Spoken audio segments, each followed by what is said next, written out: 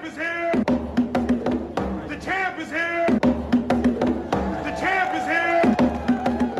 The champ is here! What's up, fight fans? We are back at it with another edition here at Round One Sports TV. I'm always your host, Edwin. Where do all fights start? Round one. So we have an amazing show for you here today. Lock in, tune in. I got one question.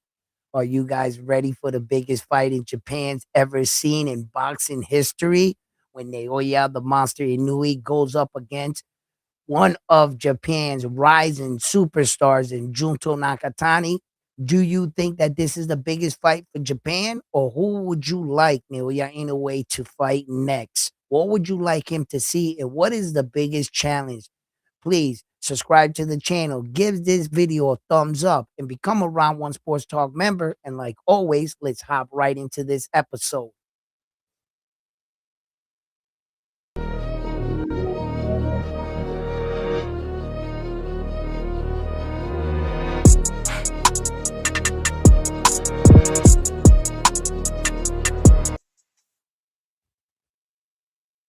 Oh, yeah.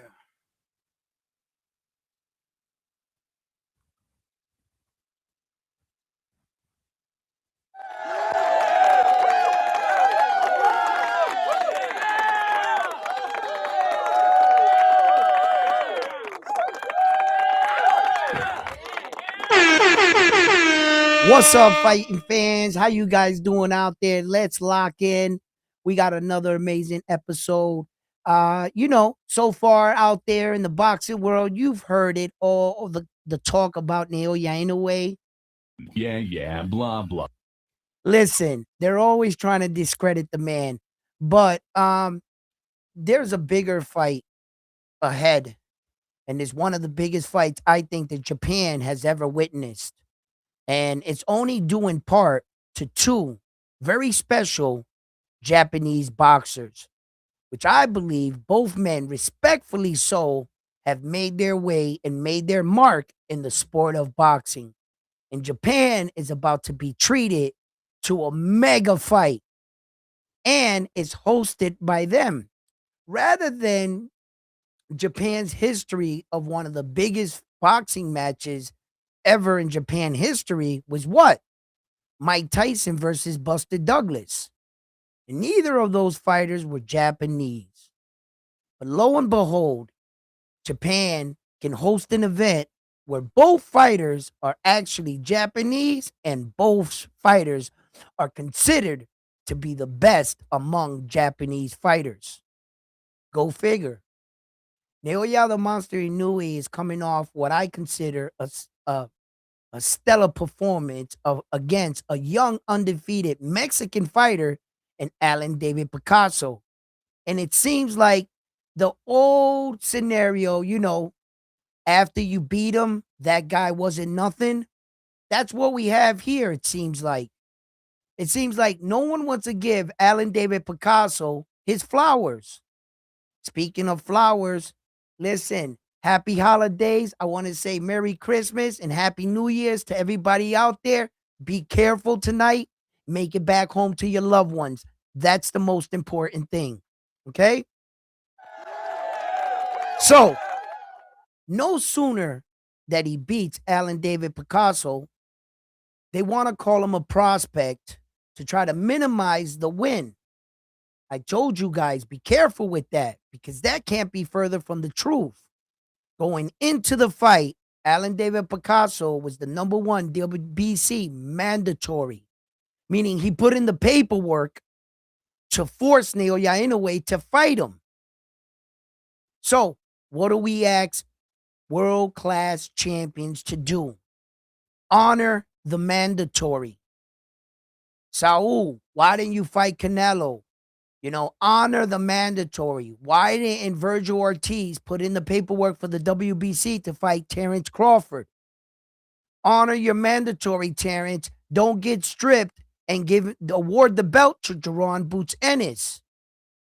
These are the things we ask these champions to do. Fight the next guy up. Naoya Inoue answers the call. He didn't look at Alan David Picasso and said, how much money do you make? How many tickets do you sell? He didn't say that to Alan David Picasso. He didn't say, are you a big name or superstar? Who knew Alan David Picasso? The reason why I watched the fight was because of Naoya the Monster Inoue. Now, anyway, it it doesn't it didn't matter to Naoya. What Naoya said was, are you the next man up? Yes. Are you the mandatory? Yes. Did you put in the paperwork to challenge me? Yes. I will not take another step further until I honor this. And what is Naoya Inoue coming off his last fight? A WBA #1 mandatory in MJ. What did he try to fight the fight before that? The #1 mandatory and the WBC and Alan David Picasso. But in Las Vegas, the powers that be wanted a Mexican. Enters Roman Cardenas. What did he try to fight before that fight? Sam Goodman, the #1 for the IBF and the #1 for the WBO. Enters Yi Young Kim and TJ Doheny because of that whole debacle. But if you look at Naoya Inoue's opponents, he's only wanted to fight the #1. He fought Luis Pantera Nari, which was the #1. He wanted to fight Sam Goodman, which was the #1. Enters two replacement fights. And then he fights the #1 for the WBA and the #1 for the WBC again. The IBF and the WBO believed in Sam Goodman. And he fumbled the bag for both those organizations. So when they say that Naoya Inoue is not fighting what? He cannot fight another champion. Now, could he? Why? He has all 4 belts already. He fought 2 undisputed champions. As a matter of fact, I talked about this yesterday. Yesterday I took off. The day before, and I asked the boxing audience, I asked you guys, I says, hey, let me drop the link, see if I can get somebody to come up here and help me out while I flow and read off some of the chats for me, because you guys know how I get. So I always like to have a special guest come up, or my co-host Frontline come up and read the chats. I don't want to annoy you. Get well soon, AJ. Yeah. Unfortunately, he had a tragic accident and he lost 2 of his friends in that accident out there in Ghana. Am I pronouncing that? Somewhere in the vicinity? I hope so. I guess he was out there, enjoying the fruits of his labor. AJ, just doing boxer stuff outside of boxing. And he unfortunately had a car accident. I send out my condolences to the families involved. Coming into right after around the holidays and stuff. This can be really tough. I lost my mother, my father, and my little brother. Pretty much almost on a consistent basis. So I know what losses feel like. So it's a touchy subject, but from me to everyone, from Round One Sports Talk family to the families involved, our condolences, and we hope you for the best. And anybody that's trying to make a recovery, like AJ in the accident, I hope that you make a speedy recovery and come back to us the same way you left the house that morning, and everybody involved. As far as what else here?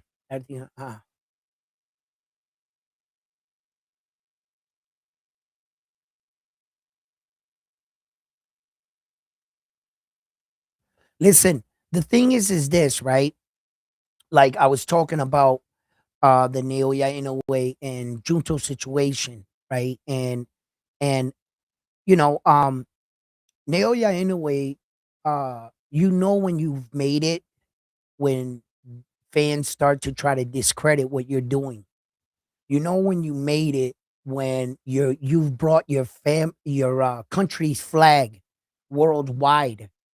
Naoya Inoue, what he has done for the boxing sport, and what he has done for his country as boxing in Japan, for Ohashi boxing, for his family name. I believe that Junto is here and he's getting credit and looked at because of a fighter like Naoya Inoue. I really believe that. I believe that Naoya Inoue is leading the way. I think a lot of people are starting to see like the next new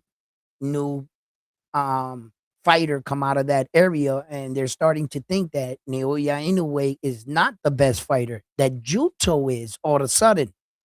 Now, when I watch both their performances, and I just watched both their performances this morning, I wanted to get a fresh feel for what I was watching and what I was going to soon be talking about. And I wanted to see the difference between both their performances. And I have to admit, and that Naoya the Monster Inoue had the better performance out of the two fighters. And the one that struggled the most was Junto Nakatani. And the thing is this, that if I had to say to myself, if I had to say, judging on both performances, um, Alan David Picasso was the number one. Junto's opponent wasn't the number one. You know, who was Sebastian Hernandez at 122? As a matter of fact, I think he was making his debut right there in that division too, wasn't he? So it's not like Junto came up to the 122 and fought all the top guys at 122. Like, okay, um, for instance, uh, who is the Roman Cardenas? He didn't come in there and fight like Roman Cardenas. He didn't fight Luis Pantera Nari. You know, he didn't fight like Marlon Tapales. He didn't fight like uh Carl James Martin, um Gary Antoine Russell. Um he didn't fight none of like that. That's what I mean. He didn't come into the 122. So when I really like look over the performance overall, Junto, I'm kind of like taken back a little. I'm like, hold up. You see what you guys are saying, that Junto can just wipe down Neo. Yeah, in a way he'll beat him because he's taller, longer, and apparently a great knockout artist. You know what I mean? So um because of that big knockout with Maloney, I get it. But anyway, so when I started to break down both their performances, I said to myself, I said, wait a minute. Um, as far as quality, even though they try to dress it up because Sebastian Hernandez was undefeated. Yes, I know that Sebastian Hernandez was undefeated. But you notice that out of all this debate, they're saying that Naoya Inoue's hand wraps, right? And all of a sudden, Naoya Inoue didn't get a knockout. Right? And I try to tell you, I said, but wait a minute, didn't Naoya Inoue is coming off his last fight that it went 12 rounds? He didn't knock that guy out neither. But you want to know the one thing fighting fans, these hating fans, I should say, are not reporting? The obvious, because they don't want you to see it. Wait a minute here. Junto Nakatani didn't get a knockout neither. So what the hell are you guys talking about? Junto, your big power knockout artist. No one said anything about that. No one. And it was like all the criticism because he didn't knock out Ellen David Picasso because he's supposed to be this big knockout artist, big puncher. He didn't knock out his opponent. Okay. In comparison to who? Because the guy that you're saying that's going to beat him, that is a bigger knockout artist, and that Junto's the monster. Wait a minute. He didn't knock out his guy, and his guy wasn't number one in the ranking. And his guy was unknown. At least Mexican fans knew who the hell David Allen Picasso was because he made a name for himself. Who the hell was Sebastian Hernandez? I'm just saying. So you can see where the biasness comes for the real Japanese superstar, Naoya Inoue. You see where you could see it. Not one person since the fight with Alan David Picasso ever said, oh, wait a minute, didn't Junto not get a knockout neither? Shit happens. And because you don't score a knockout, what? They have nothing. As you can see, the hate is real. Because had he be coming off like a humongous knockout streak and this was like the weakest and then they bagged him with, shit would look fishy. But all the evidence points to he's just fighting more skilled, bigger guys. The biggest that and the hardest punches that the 122 has to offer. I mean, you can go into any division and beat one guy. Does that mean that you can beat everybody in the division? We felt like when Isa Pitbull Cruz was the champion at 140, we said, I don't think he can beat the real 140 champions like the Subriel Matias is.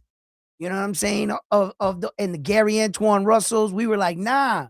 But he was good enough to win one belt in the division. But are you the best in the division? What Naoya Inoue is doing right now is wiping down the division.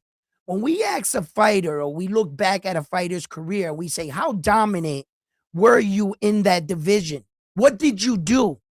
You see, Terrence Crawford's, some of his legacy and reign is not going to be so strong. Why? You only got one fight at 168. Yeah, you won 4 belts, but does that mean that Terrence Crawford was the best 168 pounder in the world?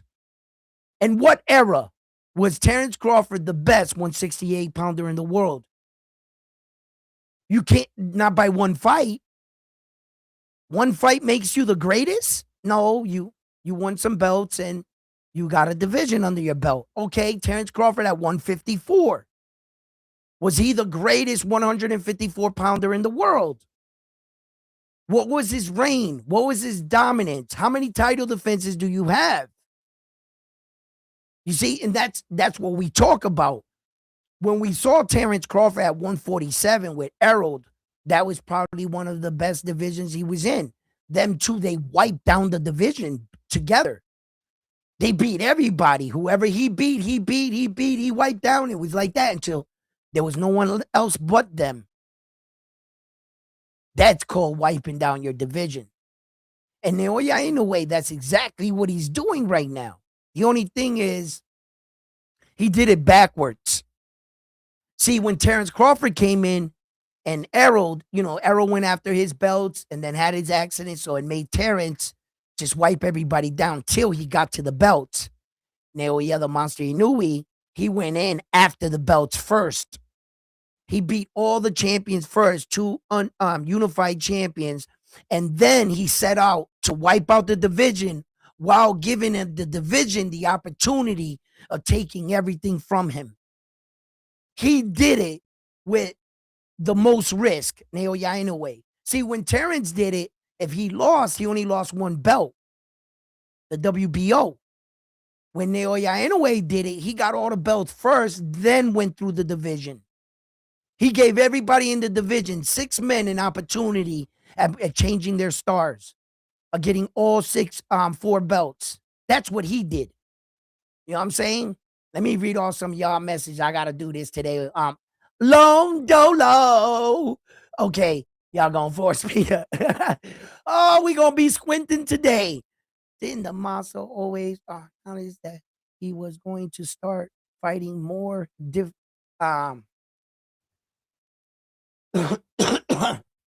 as fighting more discipline? He did talk about that.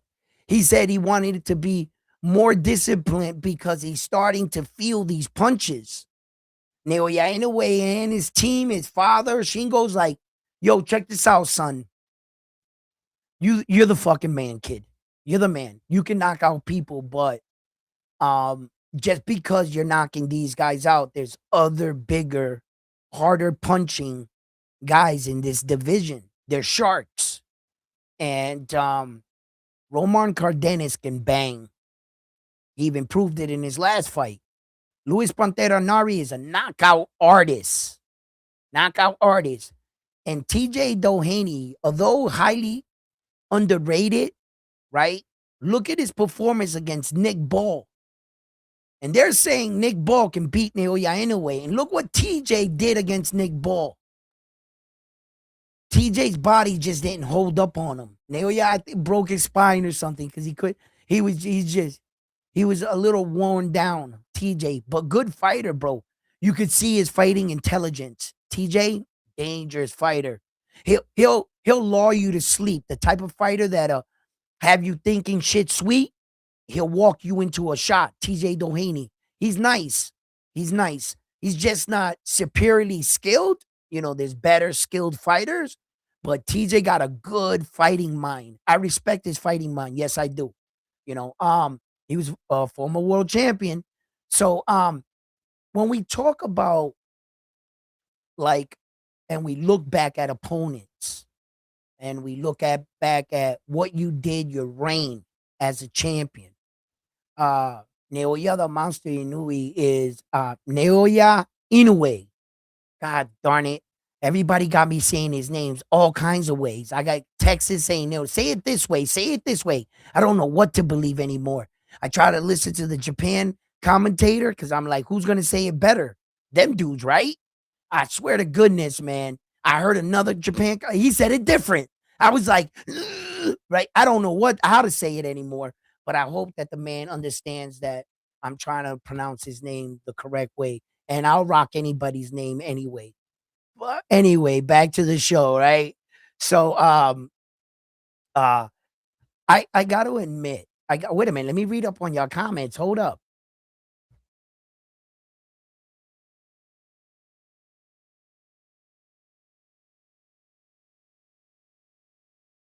(20-0 and 18 knockouts. Uh, well, look, I know guys that have undefeated records. You got to understand that every guy, I've seen guys come out from like the UK or something and rush out there and they got like a monster record, undefeated record, and they come out and they're trash. They never left their country. They just kept beating up in every tournament. Everyone was saying Picasso was getting stopped. We made money going yeah. Look, check it out, right? The thing is this, that what was I saying about that? Oh yeah, the guys is not all the guys. So when you see those kind of records, 8-20 and 18, and undefeated fighter, when you see that, you say, okay, it counts, but let's see how strong is that O. And them guys that never leave their country, they're always beating up on the same guys year after year. You don't get better. You're not getting better. You're probably sparring the same guys year after year in those little circles around in your country. And after 4 or 5 years, you've already met and beat everybody. And then you come out here and you get wiped down. And your O wasn't that strong. So that was questionable. But remember, Round One Sports Talk told you. Who told you coming into that fight? Who had the toughest fight? Who told? What did I say? I said Sebastian Hernandez is about to fight Junto Nakatani, probably the best he ever had. I said, watch it. Didn't I tell you guys I woke up that morning and when I was thinking about that, I had that feeling in my gut. And I came on, I said, I don't know what. I said, Junto's supposed to wipe this dude down. What did I tell you guys? I said, but wait. I said, something in my gut tells me this is going to be a lot closer fight. What happened? Yo, this pressure that the boxing fans and Japan put on the fighters, this is what they signed up for. Whether they like it or not, Naoya, in a way, this is what you signed up for. You're going to be compared against. And sometimes most of the times, it's going to be against your very own countrymen. Okay? And sometimes you're going to have to prove it. Right? Look, Junto's a great fighter. Don't get me wrong. I can put up both guys' resumes and we can look it over right here. As a matter of fact, you guys want to do that? I'll put up Junto's and I'll put up Naoya Inoue's. Sometimes I don't like using the box rack. I need a better place because they don't acknowledge the WBA and kind of throws things off, makes the champion look a little weaker. What if he was a strong? Yo, I swear to goodness, you go to box rack right now, type in Gervonta Tank Davis. You look up his box rack, bro, that shit is naked. That whole shit is white. There's no belts, trophy because he's a WBA champion. So most of his title reign was under WBA for the 135. And they only show, I think, the IBF for 130 for Gervonta Davis. So it looks like he has like one belt. He looks hurt. His resume looks bad, like bad. So sometimes, but we could put it up and we could compare the two fighters. Here, let's do that. Why don't we just do that? We will. All right, let me catch up to some of your chats too. Hold on. The same time while I get this set up and we can break down both fighters and their accomplishments in the sport of boxing. Here, let me take down the design. Take that down. And then as well, we could. No. What I can do is I can do that. That's better. Who do we have here? Sebastian Hernandez. Here's Sebastian Hernandez, your boy that you was just talking about. 20 fights, 18, right? Now, when you look up a fighter like Sebastian Hernandez, and this is what I'm talking about, he's like, yo, 20 and 18, you got to respect that. He's got one loss now. The only reason why he has this loss is because he just lost to Junto Nakatani. So going into this fight, he was undefeated. He's a Mexican fighter. He was only 25 years old. Yo, my man had a 90% knockout ratio going into the fight, right? He's 5'9" and he has a 65% reach, right? Okay. But now when you look at his career, and don't be fooled because everybody in the beginning of the career, they're usually fighting relatively unknown fighters or either coming up with each other and has a fighter. But when you sit back and you look at all his opponents, right? 2-5. Yeah. Let's get out of here. Let's go down a little bit where shit gets a little bit better. Okay, Ivan, 25 and 0. Perez here. Oh, okay.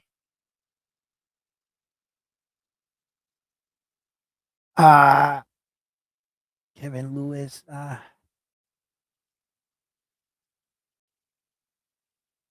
This he does. You see what I'm saying? Like who who who who who who who who? Just a bunch of owls. That's his record.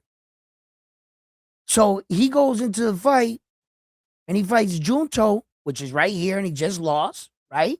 Right there. He's got 10 round, 10 round, 10 round, 8, 10, 8, 8, 6, 8, 8, 8 rounds. Scheduled fights. 6. He's don't try to sell that to me, man.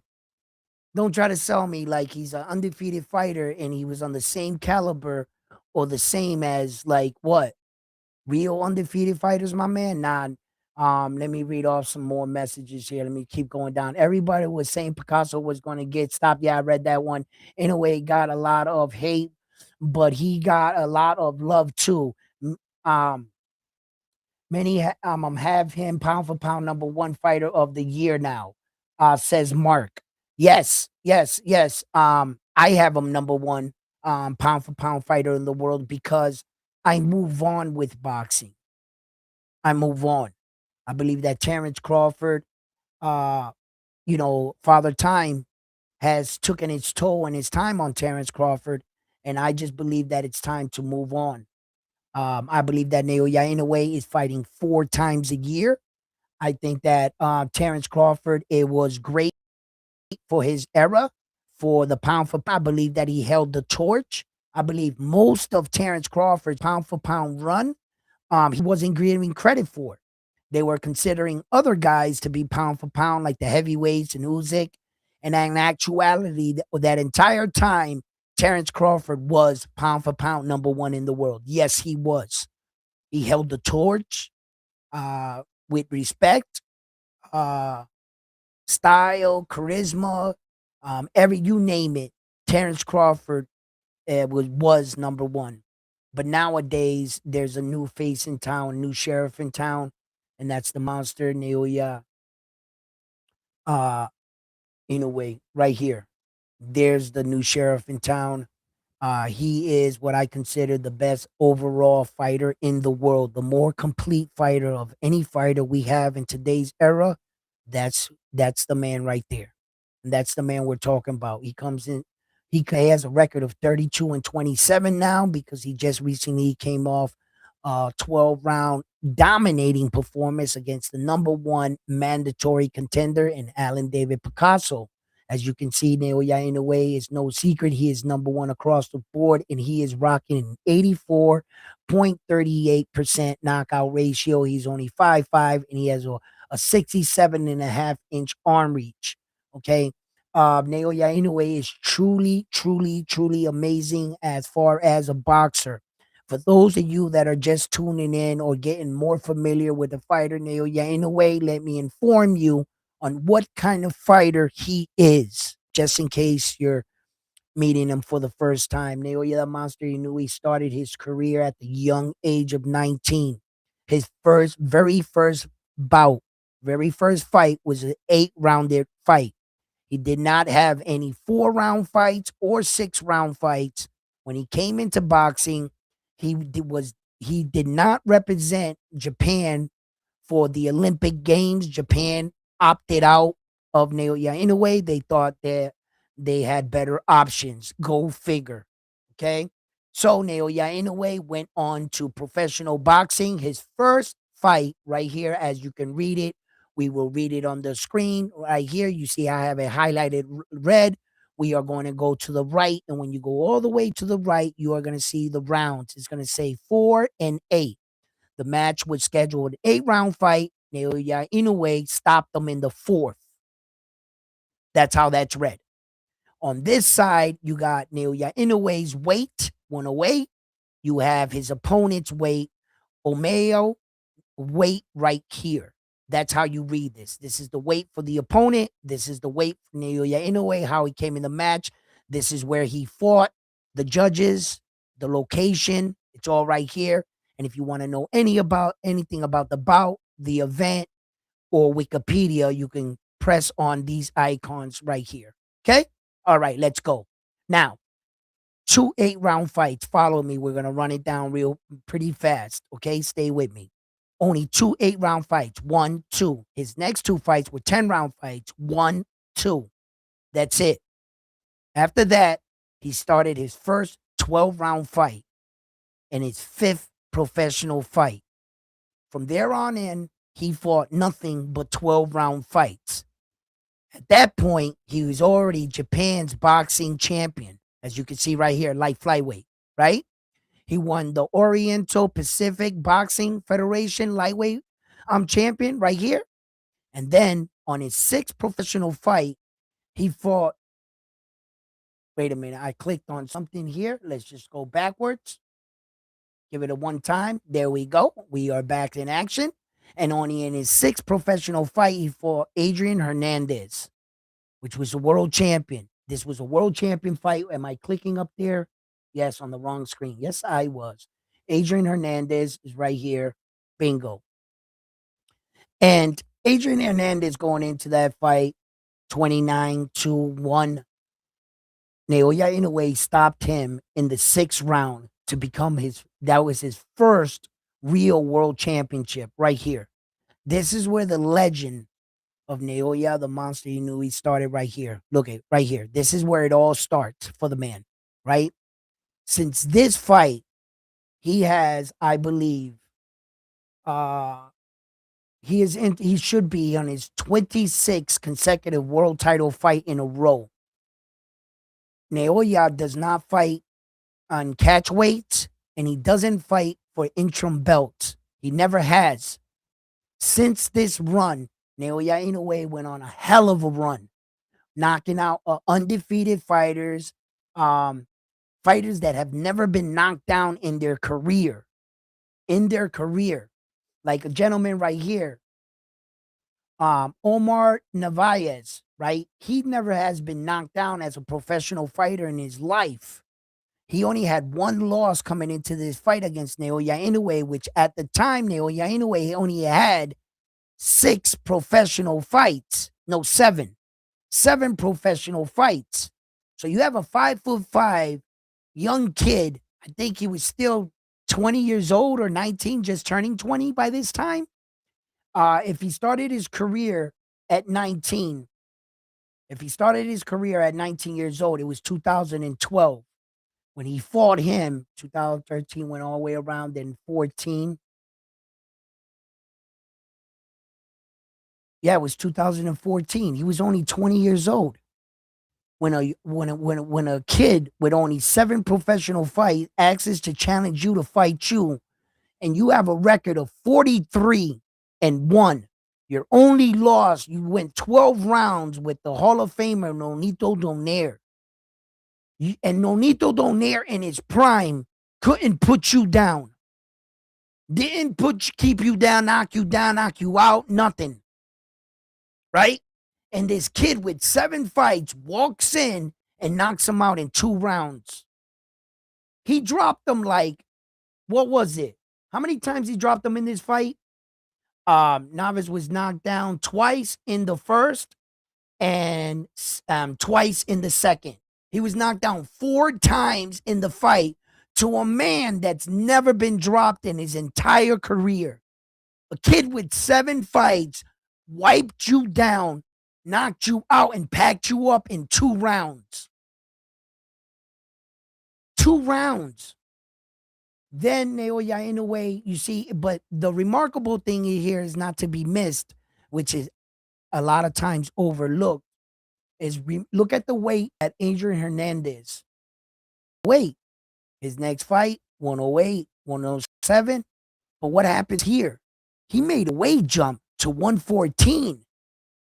That means when he packed him up in 2 rounds, he bypassed the weight, went up 2 weight divisions, and knocked you out that you've never been knocked out in 43 professional fights. And he packed you up in 2 rounds. He made a 2-division weight jump. And you only got 7 fights. That shit that Terrence did with Saul, Naoya Inoue did that at 20 years old. And packed them up in 2. He didn't go the distance. He didn't go 12 hard-fought rounds. Out of here. Before that man knew what hit him, Naoya Inoue was on the plane with his belt back to Japan. Just look at it. 107 to 115 his next fight. And he challenged the champion right away. Packed him up. Bro, this man is special. Look, his run was dominant at 115, right? Check this out. Once he won the belt, he went on just title. I think it was 7 straight title defenses. Look at him. 1, 2, 3, 4, 5, 6, 7. And then he jumps up from 115 and he fought Jamie McDonald at 118. And that was his next weight jump. He defended that belt, that WBO title, 7 times. He turned the WBO into a WBO super. Naoya Inoue, you know how Terrence Crawford got that WBO that's gold, that the white line turns gold? It's a real prestigious belt. He got one too. Then he takes his belt and he jumps up at 118, Jamie McDonald, and he was the European champion, right? This this is what he ended his career with. 30 fights, 13 knocked out, 13 knockouts, 3 losses, and he got knocked out once. The only time he ever been knocked out in his career was against um Naoya the Monster Inoue. Now let's see what happened to him after he suffered a loss. And in comparison, his early losses, his early 2 losses were early in his career. You see, it was early in his career that he suffered those losses. But he did jump up real fast and tried out a 12-round fight. Came up short there in a split decision, went to distance in an 8-round fight. He lost that fight right there against Lee. And then he went on a bit of a winning streak. And that's when he obtained the world championship. Right here. Naoya Inoue, right here, as you can see, came into the fight with him 15-0. Naoya Inoue was 15-0 at the time when he came into the fight against him. So, and then when you click back on Naoya Inoue, you look at his record, and when he fought Jamie McDonald, it'll tell you right here, Jamie McDonald right here, he came into the fight 29-2. And at that point, Jamie McDonald had had that belt for 4 years. He had never been knocked out as a fighter his entire career. Remember, when they said that Alan David Picasso was tall, and a lot of fighters, they don't feel that Naoya Inoue fought tall fighters. But wait a minute, Jamie McDonald is 5'9.5", 5'10". You see, look at the reach, 71.5". 5'9.5", 71.5". That's important to remember when you look back at fighters like Junto, Nakatani. Remember, Naoya Inoue has jumped up weight divisions, fought taller fighters that had attributes, that brought things to the table. Remember that. Just remember that, right? Look, we're back. When he fought Jamie McDonald up here, highlighted in red, bro, he left Japan, as you can see. He left Japan and he came out and he fought Jamie McDonald in the UK, and he knocked Jamie McDonald out in 1 round. He knocked him out in round 1. He did him dirty. And he walked off with his belt like, yo, and look, this is another thing too, right? As soon as he won this belt, it made a big moment in boxing for the bantamweight division, because remember, at that time, the bantamweight division, they entered the Super Series of World Series of Boxing, and that was the first time in the tournament that the bantamweight guys had a crack at it. That was the first Muhammad Ali bantamweight trophy. Okay, there were other Super Series with like Usyk, the cruiserweight, all that, right? But for the bantamweight, when we look back in history, if they keep kicking off this, this Muhammad Ali trophy like that, what happened was all the champions and all the top guys were given the notice if they wanted it to enter to the tournament, and all the top bantamweights entered. There were 3 belts in that tournament. I believe the only belt that was missing was the WBC. That was the only one. But the IBF was present, the WBO, and the WBA. They were all on the line in this tournament. And then what kicked off the tournament was Naoya Inoue versus Juan Carlos Payano. Juan Carlos Payano is a strong Dominican fighter, right? You guys remember what Juan Carlos Payano looked like. He looked tough, right?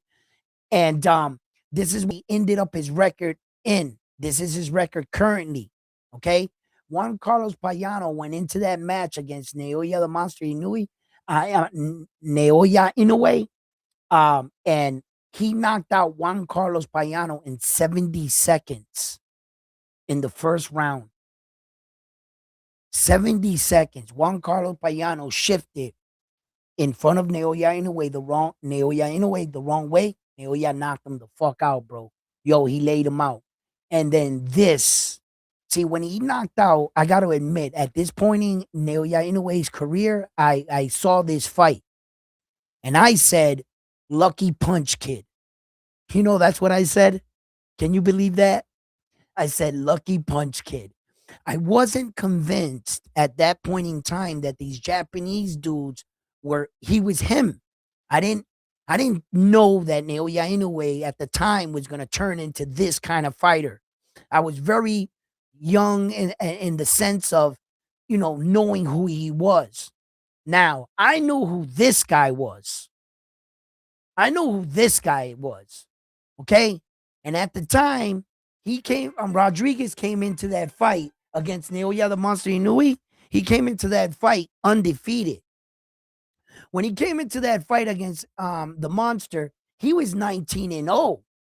He was like, supposed to be like, one of those champions in Puerto Rico we thought was, gonna like do something. Like, yo. So we just knew that he was gonna beat the brakes off Naoya Inoue, right? But I had to admit, right, at that point in time, like I knew who Naoya Inoue was, and like secretly, I was like, man, Rodriguez is gonna be in for a bad night. Like Rodriguez is really gonna be in for a bad night. But I thought when Naoya Inoue made it up to this bigger weight division that there was gonna be somebody to challenge him. Boy, was I wrong. And mental note, never shove Naoya Inoue's dad. Don't do it. Don't do it. Because Rodriguez's team tried that New York City bully mentality in the locker room type shit, try to like push their muscle around type shit. Naoya Inoue did his pushing around in the ring. And he brutally dismantled and destroyed my Puerto Rican undefeated fighter and Emmanuel Rodriguez and walked off with his IBF title like it was his. Well, it became his after that, right? Didn't it? And then right after that, Naoya Inoue went on into the series, into the tournament to fight the one and only Nonito Donaire. Hall of Famer, needs no introduction, no there. We know who he is. He's a multiple division world champion. And I believe that's where Naoya Inoue got his left check hook from, was from this man right here, Nonito Donaire. Very respectable boxer in the sport of boxing. And that's the gauntlet that Naoya Inoue went through in that tournament. A young man, he walked out of that tournament with 3 belts and the Covenant Muhammad Ali trophy. Then at that point, Naoya Inoue wanted the world to know who he was. And he ventured off to America with 2 unsuccessful events, if you ask me. Because even though he came down to America, he fought in the bubble. He fought during the corona epidemic. This fight with Jason Maloney right here, had it been televised and we would have saw that and that knockout had an audience, he would have picked people out of their seats. I think that fight right there against Jason Maloney was one of the best representations of Naoya the Monster Inoue. When I saw him in that ring with Maloney, let me tell you something right now. If you're not familiar with Maloney, Maloney is the Australian fighter that got brutally knocked out and stopped by the Monster Inoue, and his brother, his identical twin brother, got knocked out by Junto Nakatani for the knockout of the year as well. You see? So yes, I gotta read y'all messages. I need somebody to come up here and help me with this. What's up? Both Nakatani and Inoue is nothing, only what? Philippines will defeat both of them. Yeah, right. You're you, you might be right, because always who beats a Japanese fighter, a Filipino fighter, and what beats a Filipino fighter? A Japanese fighter, and the war continues. You know what I'm saying, guys? You know what I mean?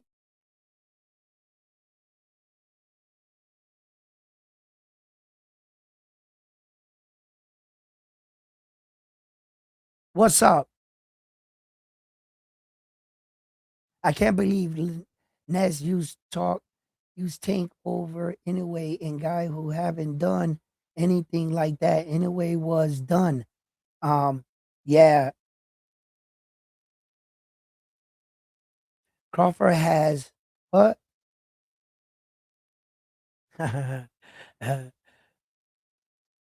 Yo, so round one, are you going to start covering these lower weight classes fights? Um, I try the difficulty with the lower weight classes fights, my brother, and trying to watch them is the streaming. Is like trying to figure out where the hell these fights are being streamed off all over the world. They even had one of Naoya Inoue's fights fucking on Facebook. It's hard to keep up with those guys. And I even got Prime, bro. I even got the bundle package with Prime because I heard that Prime was getting a contract on that side of the world for boxing. So I even try to get that, but and then like at one point in time, I was paying so many subscriptions and my credit card was just getting sucked, drained, and I had to start cutting these subscriptions. I cut the ESPN one off. Then this the zone shit like basically is fucking twisting my arm to making me want to pay that. So it's hard for the lower weight divisions, but a lot of it, Box Labs, Pro Box, fucking, we can catch them. It's just the advertisements. Sometimes I don't catch the advertisement for the fight, and I don't even know that the fight's going on. It's sometimes it be like that. But I love covering these lower guys because I gotta admit, bro, they sharp as hell, bro. When we're talking about the sweet science, them lower weight divisions, they just no division is doing it like they are, you know?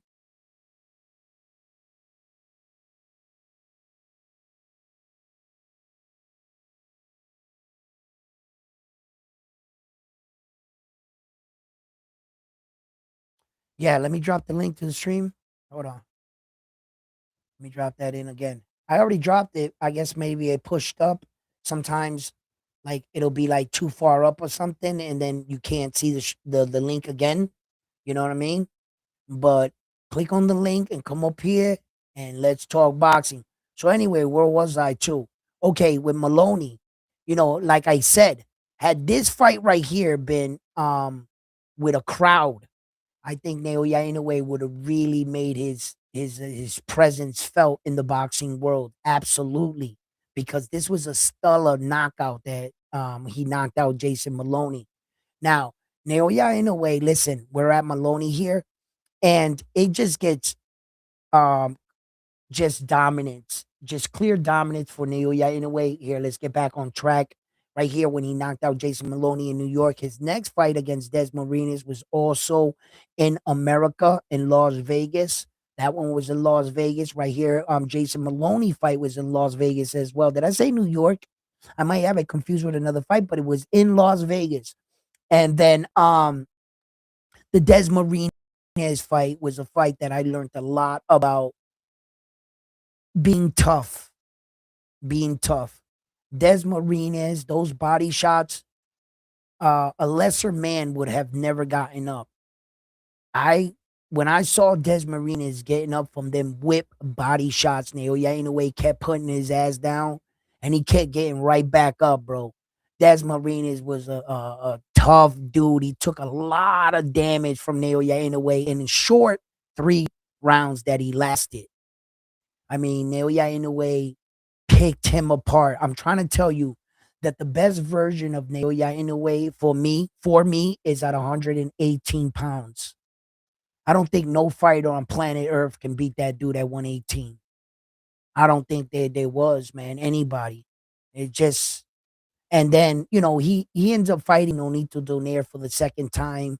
Nonito Donaire showed his pedigree not too long ago when he went up and tried and tried a shot at the WBA World Championship. He came up short, and which a lot of us felt like that was a close fight for Nonito Donaire. And Nonito Donaire actually coming into that fight, he was all of 43 years old. When he fought Naoya Inoue the first time, he was 36 years old. And at 43 years old, you're still fighting world champions and doing that. How good was he at 36? I try to tell the boxing world when they were lying and try to feed you this bullshit that Nonito Donaire was washed up. That Nonito Donaire at 36 was a shell of himself. And I told you that was bullshit. Because I remember a 36-year-old fighter by the name of Floyd Mayweather fought a young 23-year-old Saul Canelo Alvarez and whooped his ass. And Floyd looked great. And I told you, I thought Nonito Donaire fought one of the best fights in his career.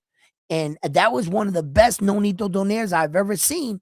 And they try to discredit that just to discredit the monster. And that's what they did. And Donaire is still proving that he still got bite and that he can compete with who?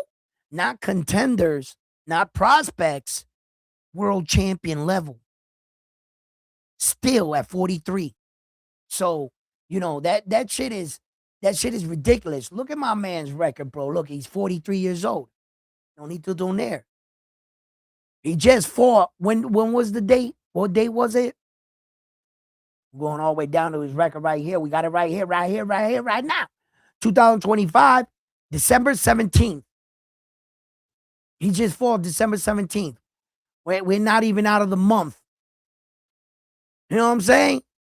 And he went 12 rounds in a split decision against the undefeated champion. Right there. Tatsumi. I hope I said it close enough.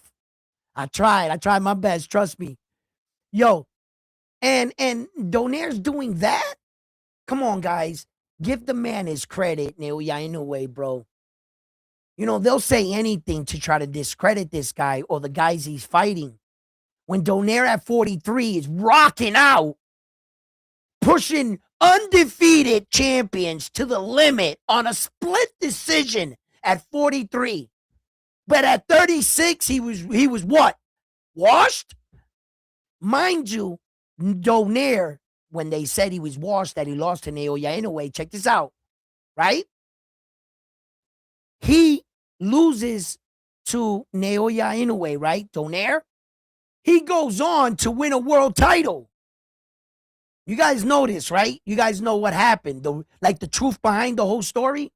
Let's look at it. Because they be lying. They be trying to discredit Naoya Inoue.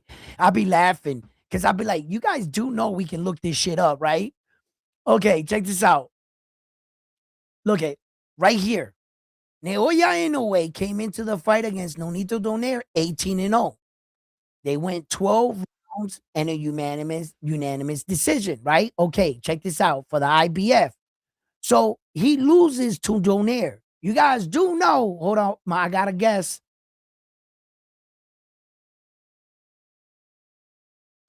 Here we go, brother. How you doing, brother? 1 second. Let me just touch this up right here, and you can introduce yourself. He loses to Naoya Inoue. You guys do know, right? He went on for this dude. He was an undefeated fighter, 17-0. And then I believe right here, he fought a 24-0, two undefeated fighters back to back.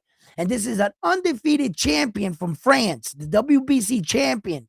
Nonito Donaire knocked him out in 4 rounds to obtain the WBC belt. To do what? To go up against Naoya the Monster Inoue that came into that fight 22-0.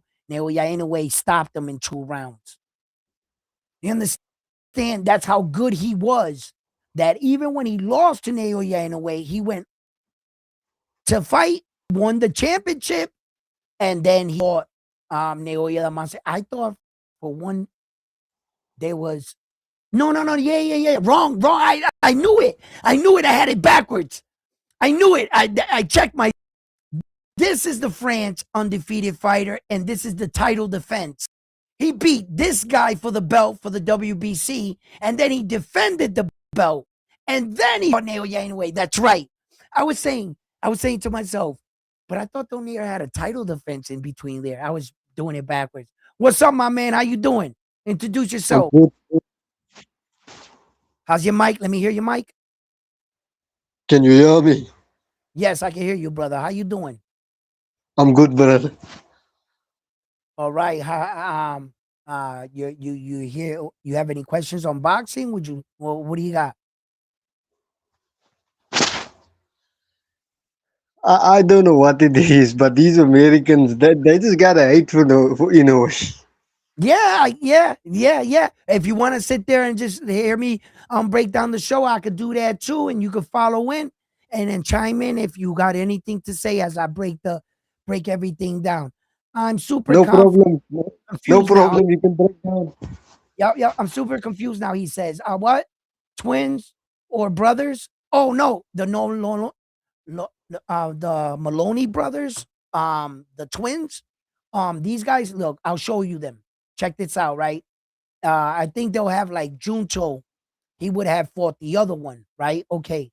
So if we was to look up, okay, Jason Maloney, this is Jason Maloney right here. Jason Maloney is 28-20 with 4 losses, and he only been knocked out once. The only time he ever been knocked out was against Naoya the Monster Inoue.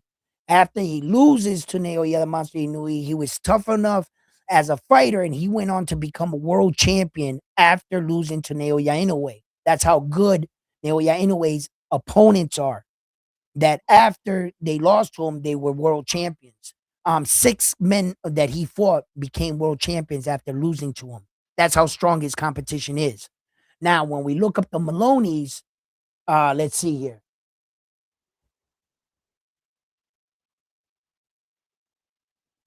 I can barely fucking see.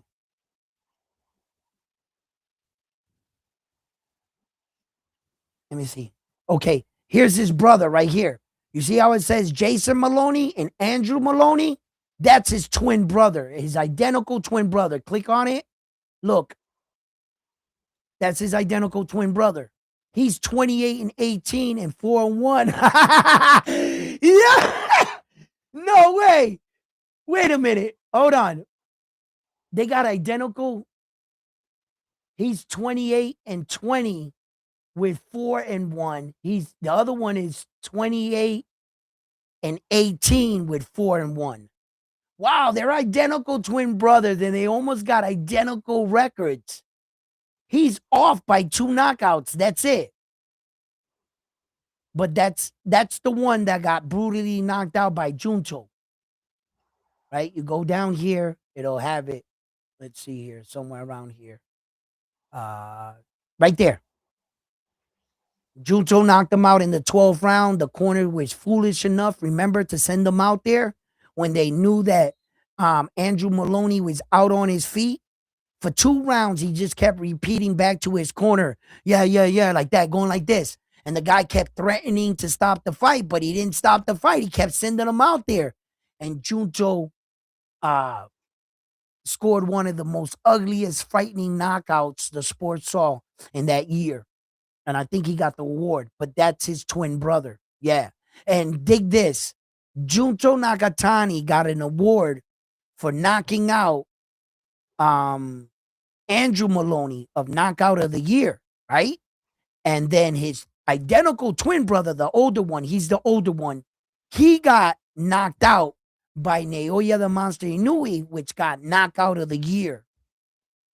So both twin brothers got knocked out by 2 Japanese fighters.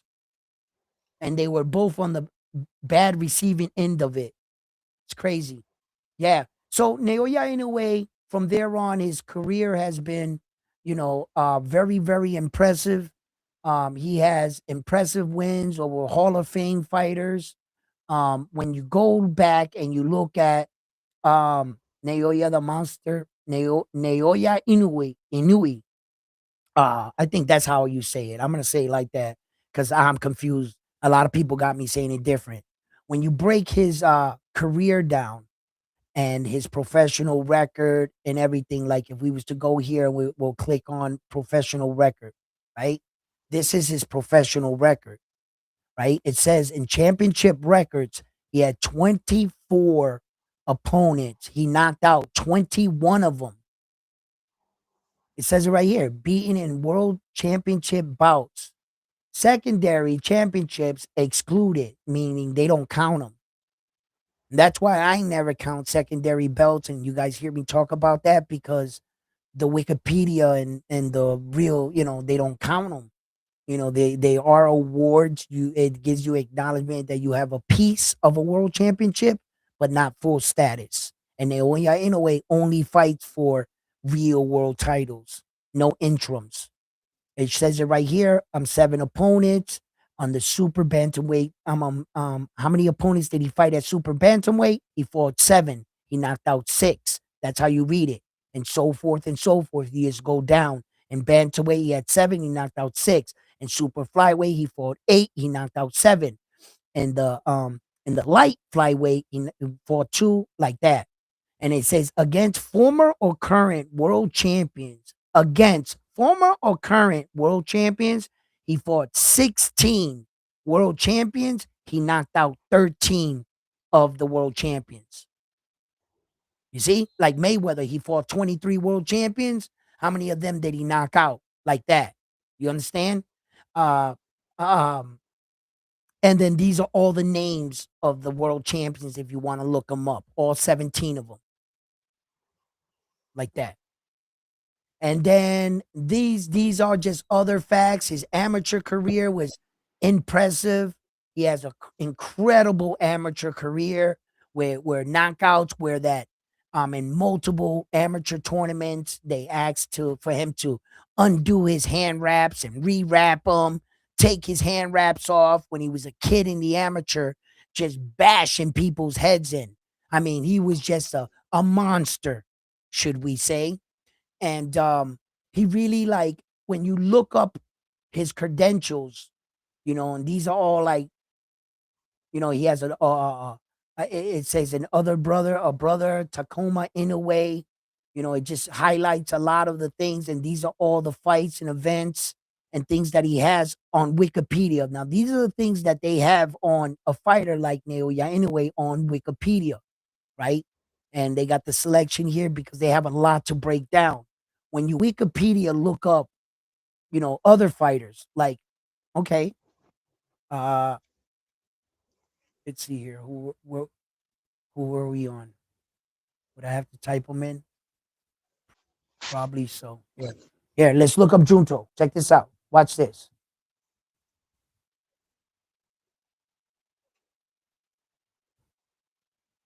Right here. Okay, Junto. Go to Junto, click the Wikipedia, and let's see what Wikipedia has to say for him. That's it. It doesn't go down no further. That's it. That's the end of the page. That's the entire page on Junto on Wikipedia. It tells you everything right there you need to know. Professional record against former or current world champion. He fought 7 current or former world champions. He knocked out 5. Those are the guys' names right there. And these are his 3 divisions right here. He's a 3-division world champion and Japan's champion. His record was short and sweet. It wasn't long enough. They only needed this section to tell you everything about him. That's the comparison. That should tell you everything you need to know right there. That everything that he's done so far, that's what makes you think he's going to beat who? He's going to beat up who? Naoya Inoue. They Is that just what want to see more. What? What are you guys talking about? And that's what I mean about guys becoming a prisoner in the moment. Remember, look, listen, it's just accolades after accolades after look at this page. And that's where it ends. Look how when Junto's at the bottom, it explains it all. Look, he's gonna do what? What has Junto done that tells you that he's gonna wipe down Naoya Inoue, people? Just like, come on, guys. Look, the guy's good. I'm not here to discredit Junto. I like Junto. I like Junto a lot, right? I think he's an explosive fighter. I just think he's a bit too green. I think that, to tell you the truth, there's levels to this. I think that Naoya Inoue is at the top level. He's doing top level shit. And I think that they're rushing Junto and putting him in a situation I don't really think he wants to be in, to tell you the truth. Junto has never given me the vibe that he was coming after Naoya Inoue. He never gave me that vibe. He always gave me that kind of vibe that, they were always asking him questions in the media because of his fellow countrymen. That he was like just merely answering questions or whatever. But he never gave me that vibe like Junto himself just came out and was like, you know what, in a way, you, me, outside, let's go. Nah, bro. Because I think Junto knows that monster that's standing there.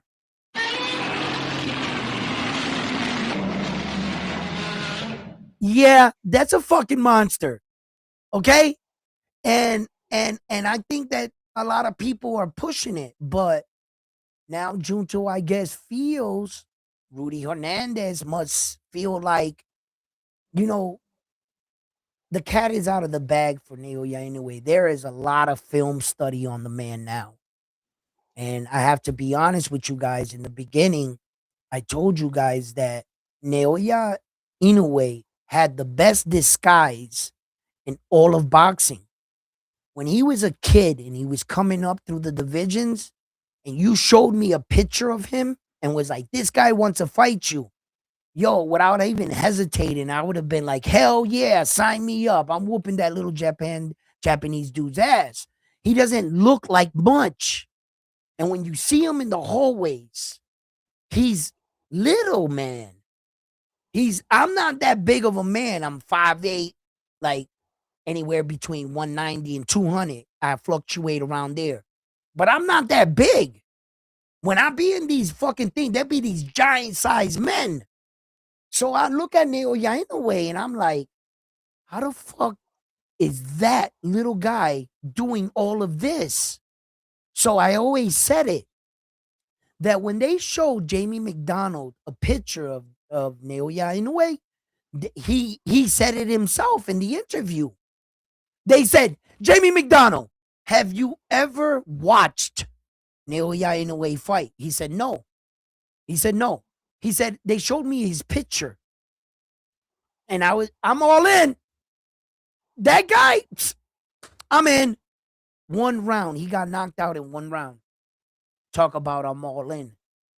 He had one of the best disguises in all of boxing. A lot of fighters didn't even take his appearance serious. And then one by one, like the cat started coming out the bag. You started hearing fighters like Paul Butler. You started hearing fighters like, like Nonito Donaire. And they started talking about the experience they had against the Japanese monster. And Paul Butler said it the best. I respected his honesty and the way he broke it down. He said, man, let me tell you something.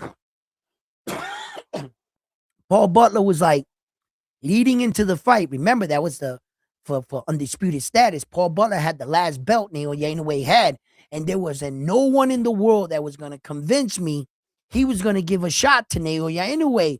That same fucking week, Paul Butler and his big ass cojones, and he said, I'm daring to be great. He said, Naoya Inoue, let's go. I could not believe Paul Butler called out Naoya Inoue. I was shocked. Yo, I was like, yeah, right.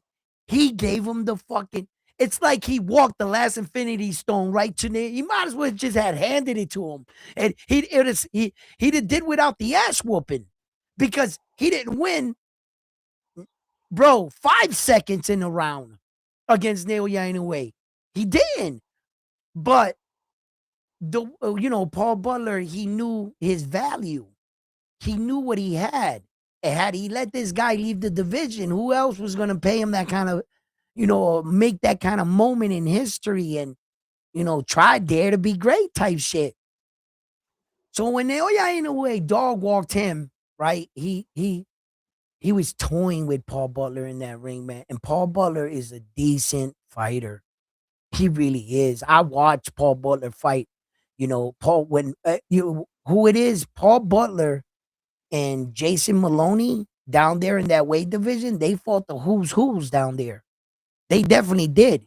That's one thing I gotta say about those kind of fighters, Naoya Inoue fought. Those dudes, man, they went at it with like the Casamaros. They went at it with the who else? was down there at the time. But anyway, but I'm saying they were good fighters.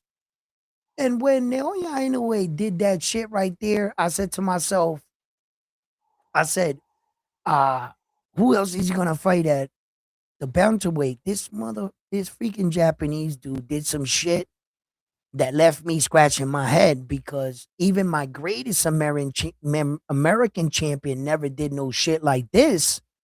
What American champion have you ever seen throughout boxing history win 4 belts and 30 days later voluntarily vacate all the belts and move up to the next division to fight an undefeated champion? Oh, not just a champion, a unified world champion. Undefeated unified champion. What champion in American history ever did some shit like that? No one. The American fighter, you know what he teaches me? How to hold on to belts and hold up the division. Unfortunately, that's what, without me realizing it, that's what my American fighters were teaching me. I thought what they were doing back then was cool. Yeah, hold on to the belt, because I thought it was strategy. I thought that if you held on to the belt and you moved up to the next division, what if you get your ass whooped? Well, come back down. You still got your belts. That was the American way. I never saw anything wrong about that. When this Japanese vacated all his belts in 30 days, my jaw dropped. I didn't understand what he was doing as an American because I was taught, and then it slapped me in the face like a, bro, that's a real champion, Edwin. And I was like stunned. I was like, but Naoya, in a way, don't you hear what they're saying? Right? Let's play the violin. In a way, don't you hear what they're saying? Stephen Kubo Fulton is a black American slick style fighter. You have never fought these kind of fighters in a way. Don't vacate your belts. What happened? What happened? He beat the brakes off that man. Like if he had a crystal ball and knew, oh, I'm not going to lose. I'm going to vacate my belts. I don't want to hold up the division or anybody's career because I know what it's like to want a shot at being a world champion. And why should I hold on to these belts while I already know I'm not going to be fighting in this division? You know what, guys? You guys have been working hard. You guys deserve to fight for world championships. I'm throwing all 4 belts in the pond. You guys become champions. What do my Americans champions do? They hold up the division for a year. Nobody becomes champion. I don't fight in the division and I go up to the next division, still holding on to the belts. And I thought that was the good old American way. I didn't see anything wrong with that. It's fighters like this that opened my eyes to situations and what real champions should look like. When we see Naoya Inoue walk in the building, what happens?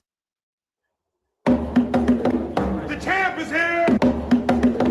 The champ is here! Listen, you better know it, right? Because his run is only going to be really respected and looked after when he retires.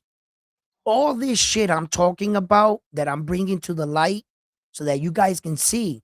Because when they say Naoya Inoue is not a monster, stop calling him a monster. Really? Let's stop calling him a monster. Comparison to who? Who are you comparing him to?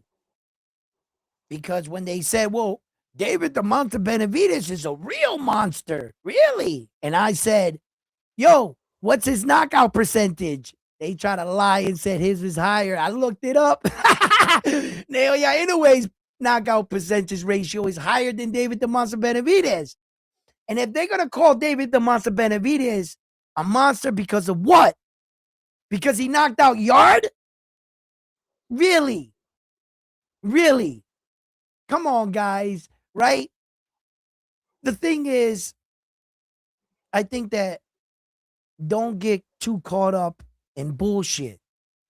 I'm not here to argue Naoya Inoue's nickname. whether you should have permission by one person to give you the right to call him that. If you're going to let another man stop you from calling another man his nickname, well, then just jump in his pocket because he owns you. Just do what he says. He knows what's best for your life. Or become your own man, have your own voice, and you make a decision for yourself. Now, I'm not here to argue nicknames. I'm here to argue skilled fighters. Naoya the Monster Inoue is one of those fighters that I considered to be the best fighter in the world. Now, respectfully, even Usyk got in the ring and asked for his autograph, which was cool as shit. I feel like if I was Inoue later, I'd get the champion's autograph too.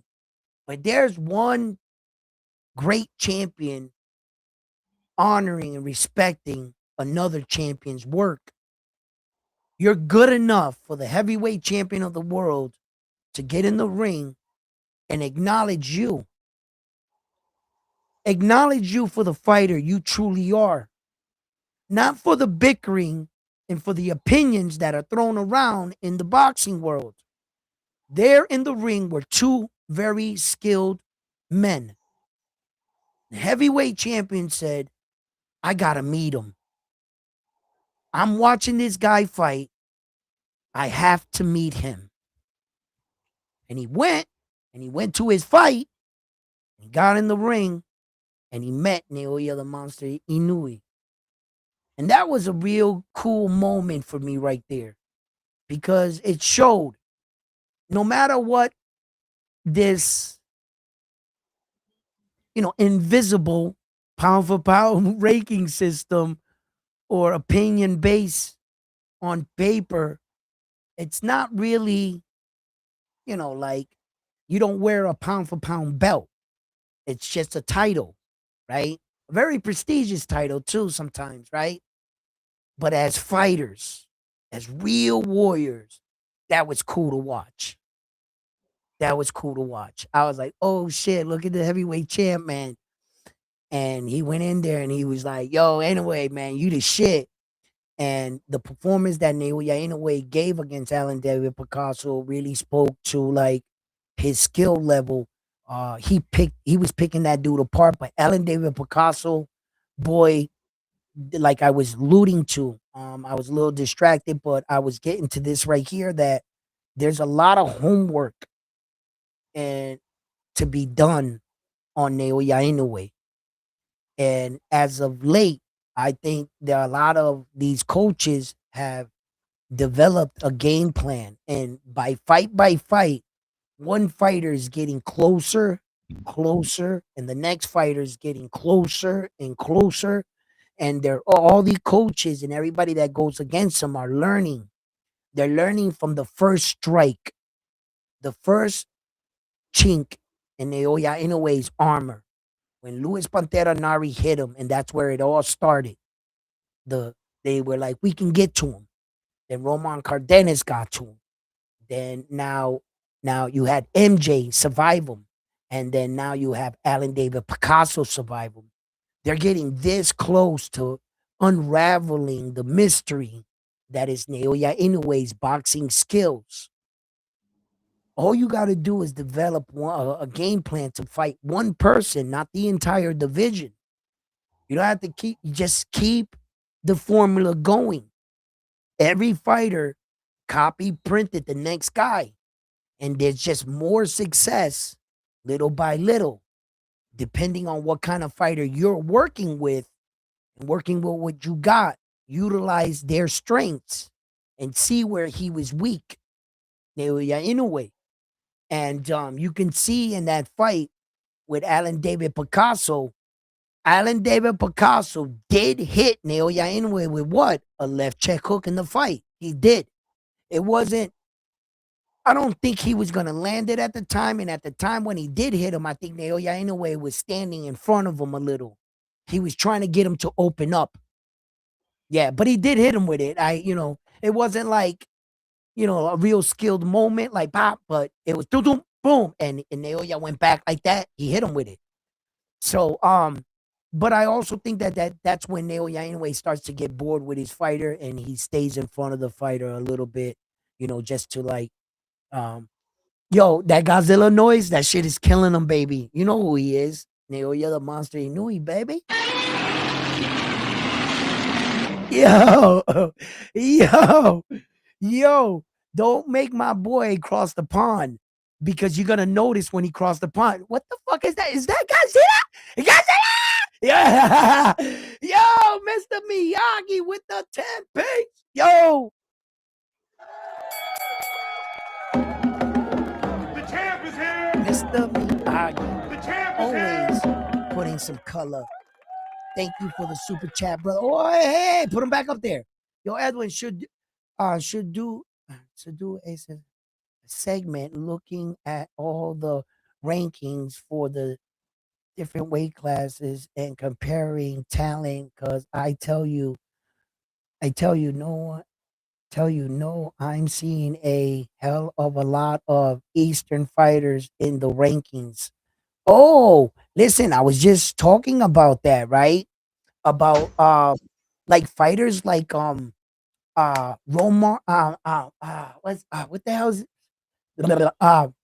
Andy Cruz will be fighting Ray Morataya. I don't want to try that again. He's gonna be fighting him, and I think that Andy Cruz is getting a big fucking shot here because of his little fucking amateur background. But respect, like, does he deserve this fight for a title with only that many fights, Andy Cruz? And then we have a lot of big fights right now closing up the rest of the year. We got Amanda Serrano out there in Puerto Rico. Um, we Dalton have Smith and Sabril. huh? What was that? Dal- Dalton Smith and Sabril Matias. Yes, Dalton Smith and Sobria Matias, for all my UK listeners too. Tune in for that fight. And if you're in the New York area, definitely go down there, support that because you guys got a real one in Dalton Smith there. That kid is a pretty strong puncher. He's an undefeated fighter, and he is a worthy opponent and threatening Subriel Matias' WBC title at 140 pounds. And let me tell you something right now. One of the things that I saw with this in the Subriel Matias situation, besides all the bullshit that's been going on the outside of late, you know what? I got to admit, I've never seen a man step to Subriel Matias. I never seen a guy call him out, jump into Subriel Matias' ring and say, "Hey, you, I want to fight you." Dalton Smith did that. Dalton Smith went to New York City, got in the ring and looked Subriel right in the eyes and said, "I want to fight. I want a shot at that title." Now, even though Subriel Matias and Alberto Puello had a contractable contract to refight each other, right? I believe he took some step aside money and allowed the fight to continue in New York City. So, um, the UK out there, the Brits on that side of the world, you guys are up. You guys are up. You guys are always talking about crossing the pond. You guys are always talking about being the best out there. You guys are always talking about performing on the world stage. This is your night. This is your opportunity. And you guys got a good fucking fighter representing you right now. I believe he is one of I was watching Dalton Smith fucking I know when they show the highlights, they always show his best moments. So like, but he sets it up nice. He's got good power, man. Good power. So I wish you guys the best in fair competition. I hope that the UK fans come out to New York and show love and pack that house out there in New York City in the Barclay because there's a lot of good fighters on that fight card right there as well. So that is January 3rd in San Juan, Puerto Rico. We got Amanda Serrano. And we got January, what is that, 31st in New York City. We also got Teofimo Lopez against Shakur Stevenson. You know what I mean? Now that fight card itself is gonna be a pretty banger. Tickets are going fast for that fight. What do you guys think about this fight with Tio and Shakur? Um, I gotta admit, every day I'm flip flopping. Uh, my my my loyalty to like my city. I was born to Newark. I don't owe them or loyal to nothing, but it's just when you see a guy or hear a guy from your own hometown, you kind of gravitate towards that person. It's just a attraction. You're from the same city I am, and like, yeah, I was raised in this town. I was raised in that town. You know what I'm saying? And there, well, uh, Shakur Stevenson is from Newark, New Jersey, Brick City. I'm from Newark, New Jersey, and I'm Puerto Rican, and he has a couple drops. So I want to go with him, and all the antics that Tio said will push me towards Shakur Stevenson. But I'm no fool. I'm no fool, and I know the fighter that's Tio, man. Yo, what do you think about that fight? You got anything to say about that fight with Tio? Member, my man became a member. Hold on. So before you answer, we got a member in the building. The champ is here. The champ is here. Mick, The champ is here. cut me, Mick. Cut me. The champ is here. Thank you for becoming a Round One Sports Talk member and helping out the Round One Sports Talk family grow. Thank you. S- Seems like a lot of top quality level fighters come from that area in the world, like the area, yeah, like that area, the top level fighters. Well, that's exactly why I watch boxing. I tell you guys this all the time. I watch boxing to find out where the best fighter in the world comes from. What does he look like? I always tell you guys, I'm honest with you guys. I don't give two shits what ethnicity, what skin color, what language you speak. That's not what I'm doing this for. If you want to know how to speak Japan or something, go to like college or some shit. I'm talking about fighting. And fighting has nothing to do with skin color, race, or around the region, right? So that I'm always saying that, and guys go, there's tough guys from Mexico. I'm like, yeah, I know that. Tough guys come from everywhere in the world, but who's doing it the best? From everywhere. Who's doing it the best? That Prince Hasim kid. Remember, he used to get in the ring. He was like real stylish, flamboyant until they caught up to that style. There have been a lot of styles I've seen throughout the years, fight, and they're like wild guys that I thought like Navarrete, I never thought that or like Rolly. I never thought they possessed the championship skills, and fucking they they they became a world champion, man. They shocked me, man. They proved me wrong. How about that? They proved me wrong. And because of men like that is why I continue to watch boxing, because that's the boxing spirit right there in a nutshell. You're not the most skilled. You don't have to be the most talented. You just got a fighting spirit and you land that shot, baby, you can become somebody. And the dream is real. It's real. What?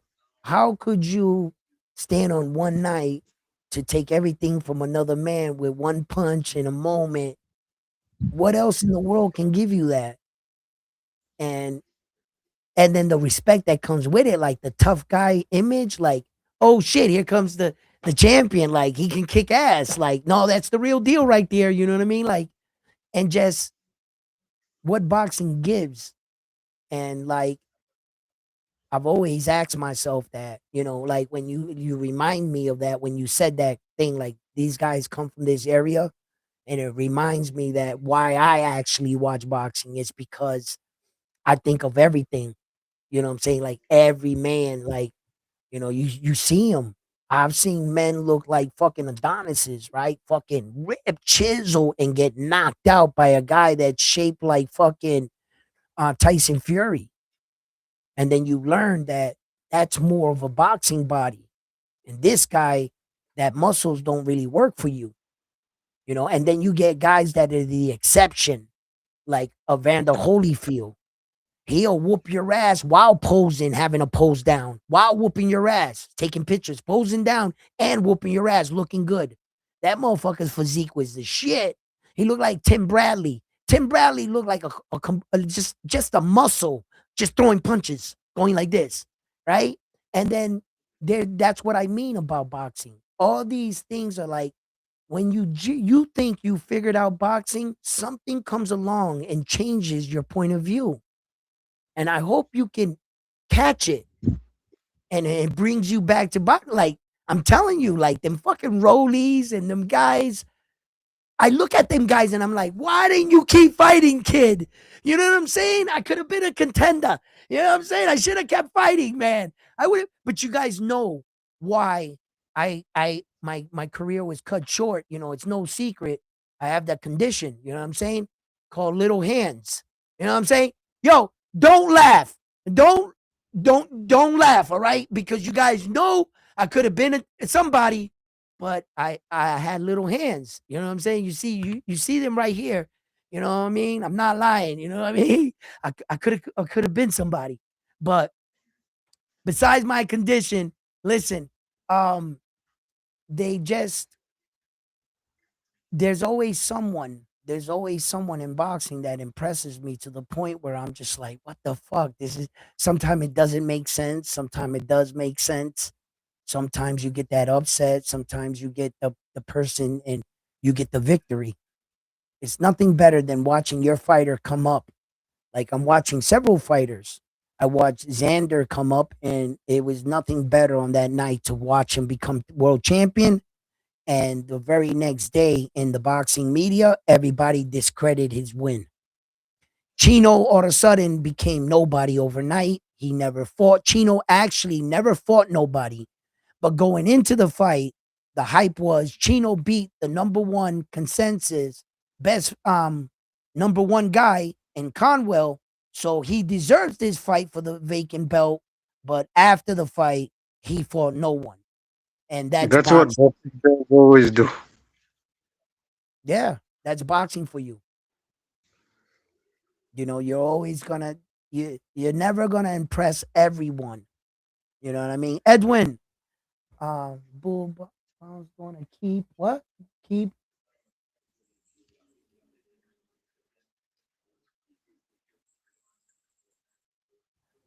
yo, yo, Kokibi wildin'.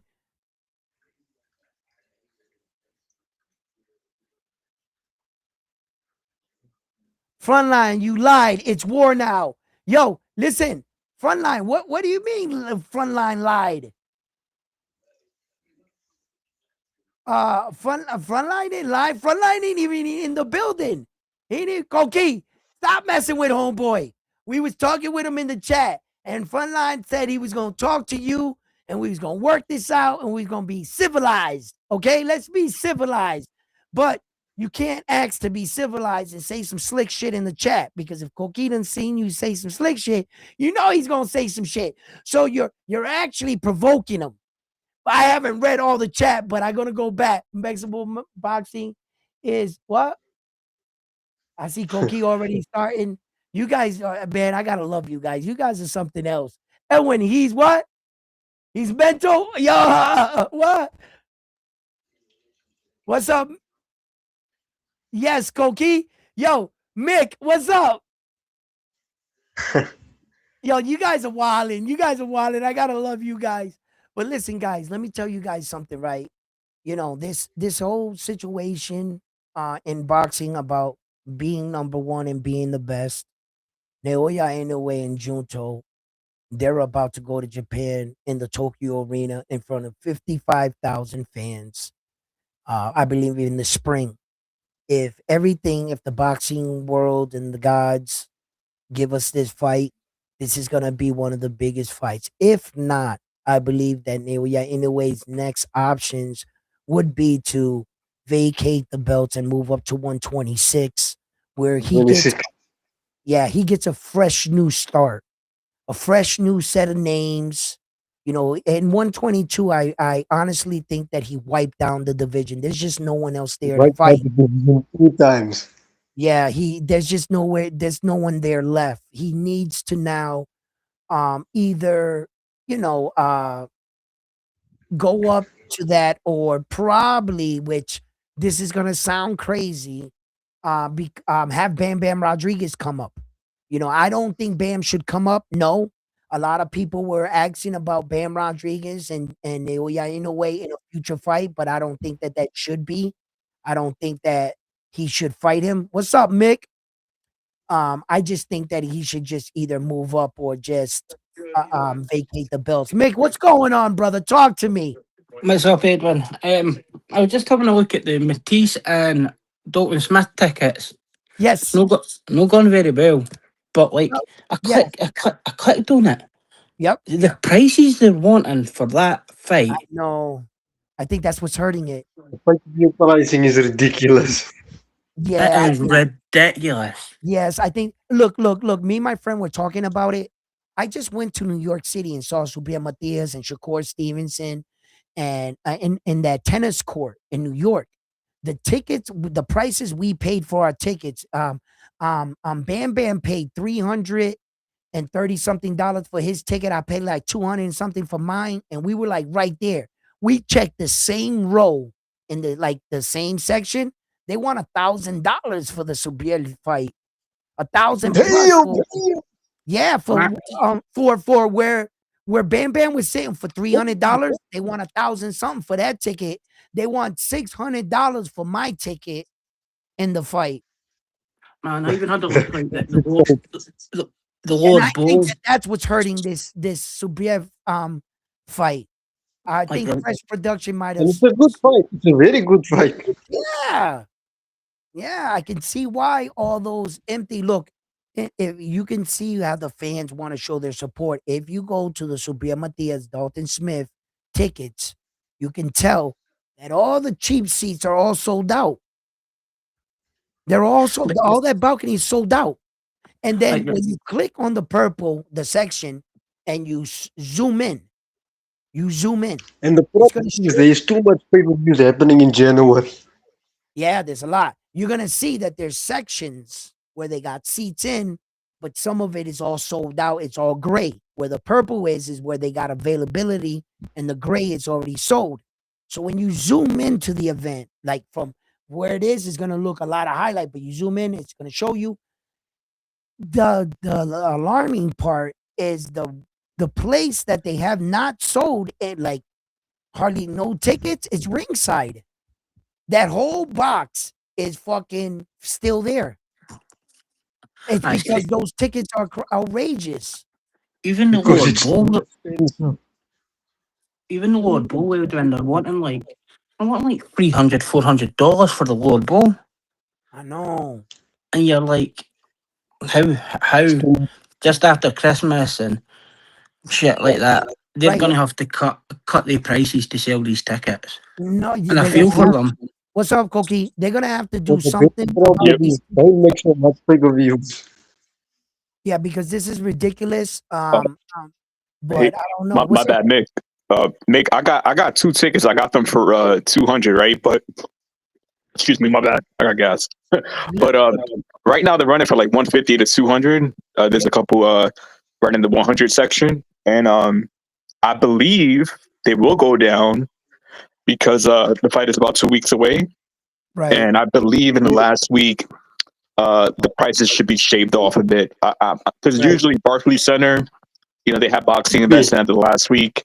Right. People be scalping the prices and all that. So, they should be low, man. I think it should be, anything under 150. I thought maybe some people would travel over for the UK, but I don't think there's people traveling when they seen the price of tickets. Right.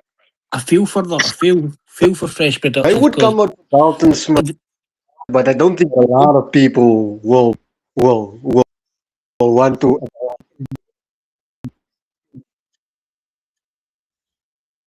Your mic's cutting in and out, brother. What? Yeah, we lost them there. What is this? You are now reported. What? F around with Mexicans. You are going to find out. What's all right, going on? Sorry, Mick. I know you want to talk about the Matthias and Smith thing.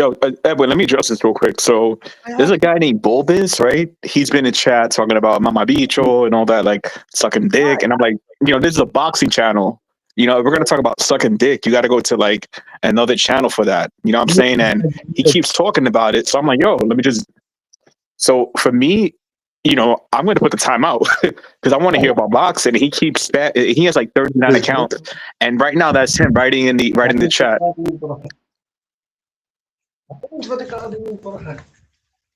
Yeah, time that out. You see what he's spelling? Yeah. So you know, yeah. You know, but anyway, I'm excited for the fight. I know we're talking about Inoue and Junto, but it should be a great fight, man. I know a lot of people are picking Smith. I heard the Boxer Boys today. They was talking about, you know, Smith going to be too quick for Matias, but we'll see. Yep. Oh no, Matthias is gonna knock him out. No, but listen, I'm not just. Yeah, Dalton Smith is a good fighter, I think. You know what I'm saying? I'm not just writing him off. But I think that Matias, yes, I'm on the line with you. Of course, I got Matias in the fight, right? I think that he's a bit of a puzzle that it takes a bit more understanding. I don't think he gets hit as much as people think. I Right. think that his defense is really underrated, Matias, and Right. his countering ability is underrated. I want to say something, Edwin, my bad, and to make. My bad. Can I say something real quick? So Yes. Matias, you know, they talk about the Puello fight and they talk about the Perro fight, right? He didn't knock those guys out. Usually Matias has stoppages, but in those fights, if you notice, in the Perro fight, he was starting slow. He was trying to like, you know, build up, and then it was too late because he was already behind like 5 rounds against Perro. Against Puello, Matias didn't wait the first round. He got right to it. And however, he did gas out in the 11th and 12th round against Puello. Matias did gas out. And, you know, I was like a lot of from the clinching, from the headbutting. So I want to say, Edwin, do you remember when Matias had the therapy on his hands? Like he had to see the guy to get therapy because he had a hand injury after the Ergachev fight. Right. Yep. I So- remember that. What about it? You know, so that was right before Paro, right? And as a fan, I've been following Matias since the amateur days. You know, I'm from Fajardo, just like Matias, Gadi Duro, you know, representing. But I don't want to like be skeptical, but I think if Matias doesn't have the same amount of stamina, like his volume, and the same amount of power, then Smith could take advantage of Matias on the downhill. Yep. And if Okay. Matias on the downhill, that's not a good night for. Yeah. What was that, Mick? I wasn't speaking there. I was on mute. Oh Okay. no! So the last thing I want to say, right? If Matias on the downhill, that's not good for him. But if he's still like maintaining what he has, I think he'll win. However, there's a guy in the UK that I don't like him for Matias, and that's people may disagree, but that's Adam Azim. I saw Adam Azim. I don't like that fight for Yeah, Matias. I saw Adam Azim. Adam Azim is like the prototypical like, you know, amateur background. He's like fundamental jab, footwork, you know, and then he got popped. So I'm worried because I know Adam and Dalton have a rivalry. I know Mick could elaborate on that, but I think Adam, if Smith doesn't do it, Eddie Hearn and these guys they're going to try to get Adam on the WBC title. Yeah, he's a bit more technical than Dalton. Adam, I like Adam because, like you said, as far as the way the fight, you know, a fighter's supposed to look, like, you know, how crisp and shit, he's a little bit more, and I'm a little bit, I'm worried about that because I'm he didn't. worried. More experience. I think the fight against Gustavo Lemos is going to give him that. You think Is so? he fighting Lemos? Yes, Yeah. fighting Lemos. I think that's Oh shit! I January. know that. Yeah. Oh Yeah. my god. Yeah. Oh, that's gonna be. Well, hopefully Lemos, you know, comes correct. But Lemos is a wild fighter. You know, Liam Paro's fighting, right? He's fighting Patty Donovan, right? Final eliminator. I think That's for Crocker. they probably want to line up Haney with the winner of that. No, Yeah, because he went up to a new weight division. right. So it would be Haney against the winner of Patty Donovan and Liam Paro. Yeah, and that's why I don't think No, Crocker. Oh, right. Lewis Clark. Now that's but I was going to this, Koki. That's why I don't think Matias is gonna get that rematch with Liam Paro, bro. That I was Oh no, saying, yeah, it's over. now he's gonna, Yeah, but I you know, know Supriel was one of those type of fighters that if he was to lose to a fighter fall, he would rematch that fighter. Like, you know what I'm saying? Like Pedro Hernandez, Right. you know. And he rematched him. Pedro Hernandez was the one that defeated Subriel his first time, and he went and stopped Pedro Hernandez. And Pedro Hernandez got a big punch. You Yeah, know, All there's a I'm lot of gonna tough say, guys like motherfucker Dalton too. Smith that pack big punches. Like, so Subriel is that, you know, he's been familiar with guys with pretty big punches that are Right. punchers. I think Dalton's accuracy is what makes it dangerous. Yeah. That right there, my friend. Yeah, That yeah, right there, I yeah, agree. I agree. I Matias agree. cannot sleep coming in. He cannot Yeah. just like be lazy with the head movement. Yeah, because Dalton's So one of he those can be sneaky bad, those real inside. bad. And then Dawson hits the body too. So if Matias wants to go 12 rounds, he'll have to like watch those body shots because But Matias is like a fucking like a Terminator. You know, we yeah. know his MO. We know that he stands there and takes shots like boom, bam, boom. We Right. know his MO. So what I have to see is how he takes Dalton Smith shots, and can Dalton Smith consistently get to Subriel Matias? And when personally, I want Matias to take as little damage as possible to save himself for June for the Puerto Rican Day Parade in New York. So he can come back to New York. Fresh Production could do another show if it's successful, You hopefully, think right? get Roberto Puello? And maybe Puello, Dominican, Puerto Rican, New York, or maybe the winner of Tio and Shakur. Yeah, yeah, yeah. But I don't want him to like just go in this fight and take some hits because I know Matias does that shit to like wake himself up. He's like one of those crazy guys that's like hit me, and then he wakes up. So I don't want that to happen. But hopefully, he can handle Dawson's power. Listen. Damage. That's just the part. He's gonna take damage. Yeah, he's gonna take a little damage. But You you know, know when you come out to fight with Dalton Smith and you're not getting it. yeah, So like you're Dalton in a Smith, fight. no, You're in a fight. You know what I'm saying? These guys got to wake up with this shit. You know, oh, Naoya got dropped. Oh, you're in a fight. You know what I'm saying? Same Yeah. thing with Subriel and Dalton. He's gonna I be in a fight. wouldn't. I But you would wouldn't worry say, about Dalton. I wouldn't worry about Dalton Smith's power or anything like that. He's pillow fisted. He's Yeah. fought a lot of small guys. yeah, you think so? I was seeing that. Aye, Yeah, he's pillow fisted, but he's fought. I think he's only really fought Cespedes. That only really won. But he was a smaller guy. Every fighter he's fought smaller. They've tried to get the Adam Azim fight quite early yep, because Adam Azim hasn't really developed into what he could be. So they right. chased that fight and never got it. But At I the wouldn't time, worry about I wouldn't worry about Dalton Smith's power output. Yes, but I think he'll be stopped quite early. I think he'll be stopped inside 6. Oh, Dalton wow. Smith. And Dalton that means you Smith. need to be wary of Dalton Smith's body shots as well. He hurts people to the body as well. Yep, Like for me, like he's in that position because of the WBC silver title. Obviously, the winner's got to fight Puello next. That's mandated. So I can't see him win. I can't see Dalton Smith winning. I just didn't see a route to victory, mm, There's a especially route to with Dalton somebody. actually has underrated footwork as well. He does set up his shots up with good footwork. I just can't see how he can hurt Matthias enough to keep him off him. I just can't see it. Like Like output, I said, maybe.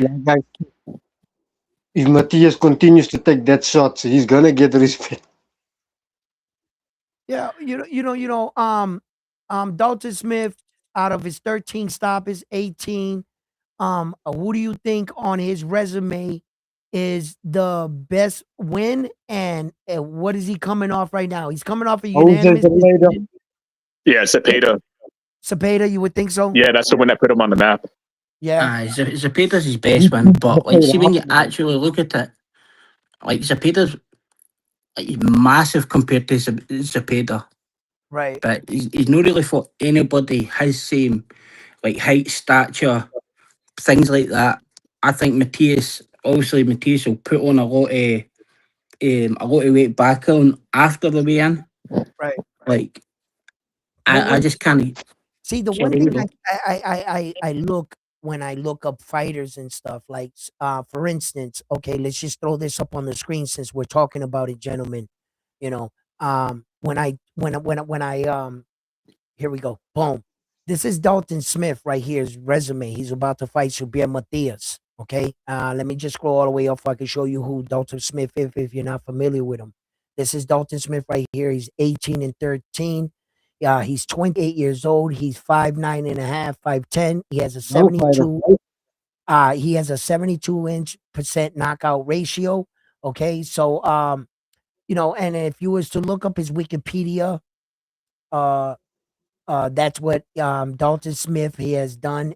His minor titles, everything that he has won, and everything that he has accomplished in his career. He is an undefeated fighter, and this is impressive too because these are the kind of things that you want your fighter to win to prove that he's world championship ready and on that caliber. He has interim titles right here. He has the British super lightweight title. He has a silver super lightweight title. And when we talk about fighters from the other side of the world, and you're talking about fighters that accomplish at least these kind of things, when you look at fighters like Conor Ben has never even won a British world title. Yeah, Conor Ben hasn't won any titles yet. He hasn't won anything, and that's what I mean. He did used to be the silver champ, but at least he's got some accolades here. You know what I'm saying? And he brings to the table. Now, another thing that he brings to the table that we can't discredit. When we look up these fighters, these are some of the things I bring up. Their experience. Where's their experience in the ring? And Dalton Smith here has 7 12-round fights. Look.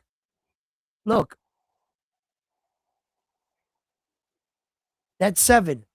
And he's going into this fight with Subir Matias. So when we look at fighters, and we've seen fighters in matches that were not evenly matched in experience, right? When the fighter's coming in and you see like, wait a minute here, and Jermaine Ortiz only has 2 10-round fights coming in with Loma, that is an established world champion, former unified world champion, and he's fighting this kid in a 12-round fight.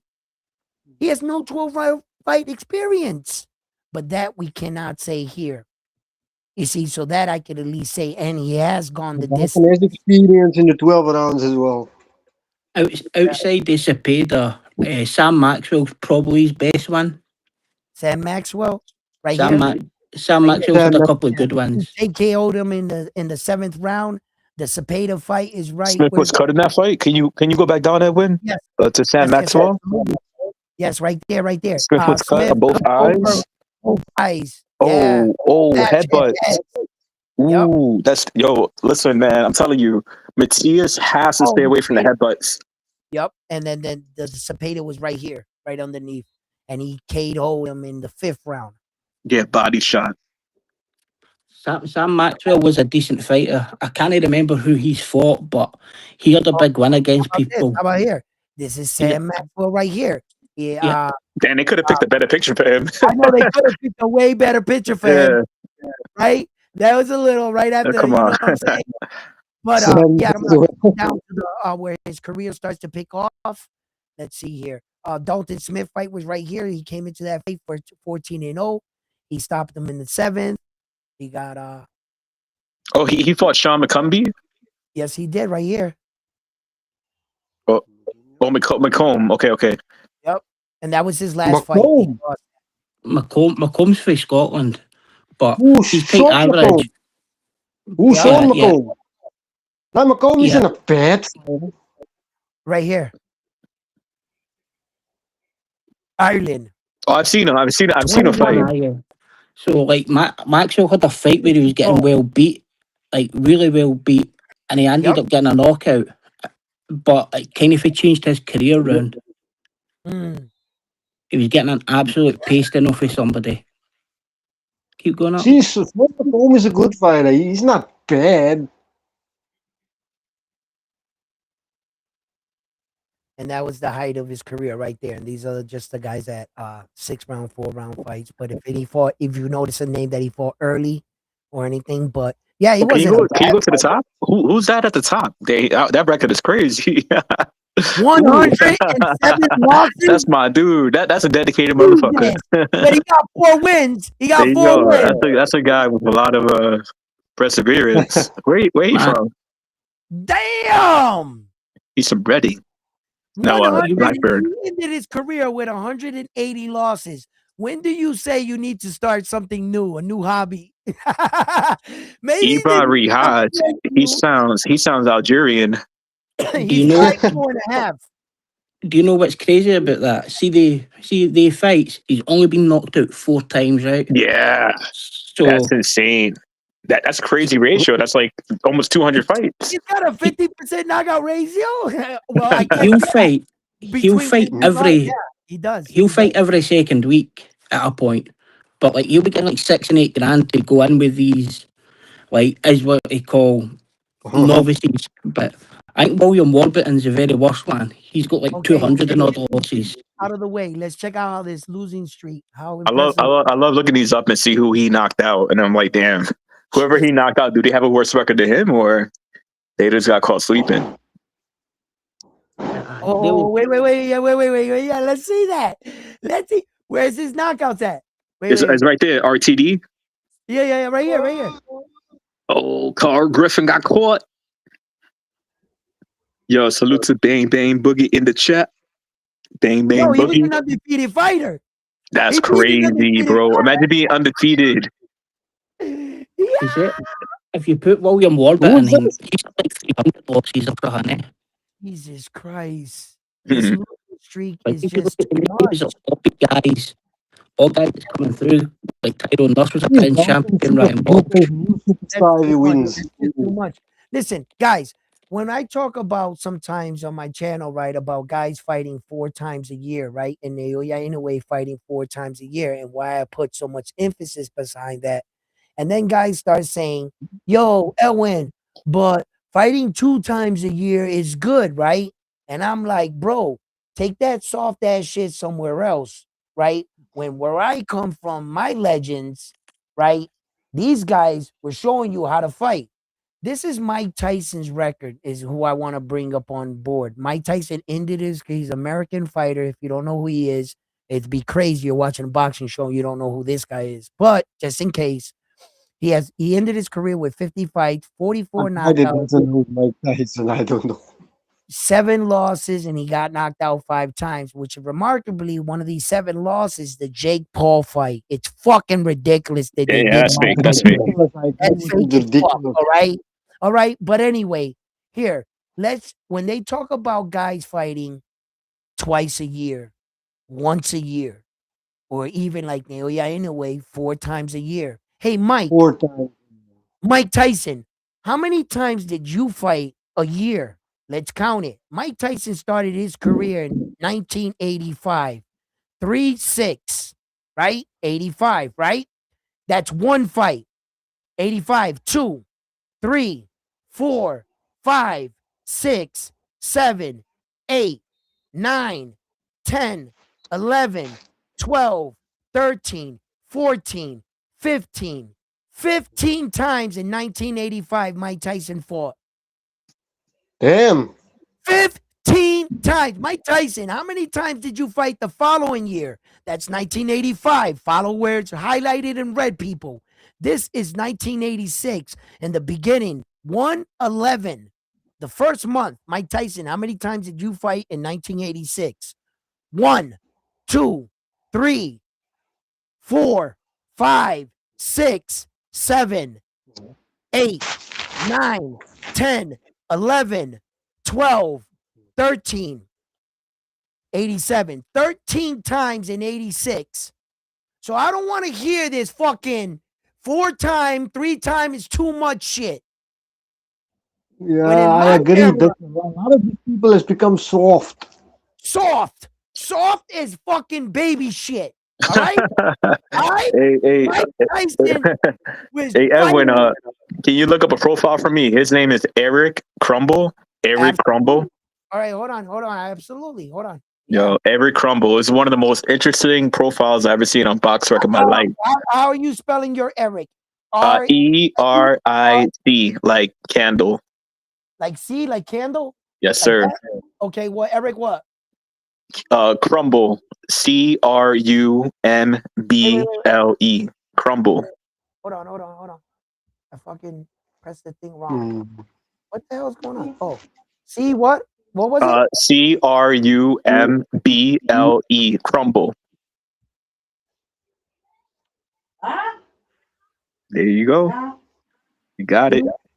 With an E? Yep, with an E. Okay.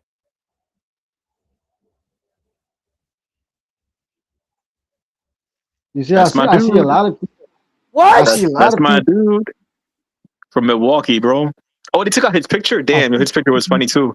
Yo, 31 losses, 31 knockouts. God, Oh my god, man! he got knocked out every time. He Yo, imagine that career, bro. look, it's just a bunch of. I felt like he just went to the ring and took a knee. He just like fuck it. Jesus Christ. Yeah, That's perseverance right there, my yo, man. that's That is something. perseverance. That right there, my friends, is when you want to do something in life, you don't let nothing else stop you, Yo, and I you see a come lot of out people say that very Bud crumbled. Crawford You are beat my Manny hero. Pacquiao and stuff. You are my hero. yeah. Manny Eric Pacquiao. Crumble. Yo, listen, that guy's record, Manny Pacquiao's record. Yo, listen, guys. First of all, Manny Pacquiao was like one of my favorite fighters. The only reason Might as well. what came between me and Manny was Floyd. That's what came between me and Manny Pacquiao. Because until the Americans freaking made us fight against them and argue and got us pissed off in barbershops, I fucking love this guy. This is the real engine that could right here. He is something else. 62 fights. Oh my, when are we gonna see like I say this all the time. Saul Canelo Alvarez is the last of the dying breed. Enjoy what we have with Saul because you'll never see those boxing records again. These guys are too spoiled. They're not fighting 4 times a year, let alone 13 times a year. One And times a year. One yeah, time a year. 2 times a year. that's it. That's it. You can fight 1 time a year now and be considered the best fighter in the world. It's fucking crazy. All right? And I'm bringing up the legends like these guys, real fighters. You know, guys that fought a lot. You know, look, man, his resume, it gets crazy after he steps over. Watch. It gets real crazy, man. He just wait. Like I'm not saying Crawford isn't a good fighter, but people make like Crawford can beat all the greats. Does not work that way. Nah, he can't beat all the greats. Crawford would have a serious problem with Manny Pacquiao. If not, Manny Pacquiao would beat him in one of those weights. What weight do you want to put the fight at? 154? Because that was probably the best example I could probably put for Manny Pacquiao. But I don't know if 154 Manny Pacquiao beats Crawford. I'm not sure about that. Man, this is where shit got real stupid. Look at this. See, look at. Let's pay attention a little bit to Manny Pacquiao's record here, right? Right? Where did he start fighting these guys? Okay, I think everything started kind of like right here, I would say, right? Then you see his look at. Oh, the girls up? Yeah, they are good. Okay, so he fights him twice. Hector, then he fights 3 times. See, 1, 2, 3. Right? You're gonna see that a lot in Manny Pacquiao's resume. You're gonna notice, you're gonna notice that he fought a lot of guys twice. See? And 3 times and 4 times. Watch. Look, you notice names. You know that we've already passed them. Like Oscar, that was a good one. That right there. Miguel Cotto's. He's got a lot of Shane Mosley. Damn, look, he fought him again. Tim Bradley, he fought him again. Look. Tim Bradley again. Look. Then Floyd. Then Tim Bradley again. Look. The Jeff Horn, that was a robbery. I don't give a fuck what they say. He lost that fight. Look. That was his last fight. But that was the extent of Manny Pacquiao's resume. He fought a lot of guys repeatedly. You know what I mean? And you're gonna see that. I thought he fought Shane Mosley more than once too, but I guess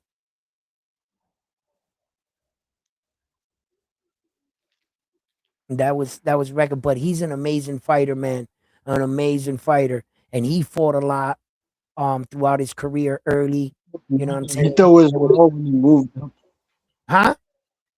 He fought Margarito as well. Yeah, he fought a lot of great guys. I don't like to use Manny Pacquiao as to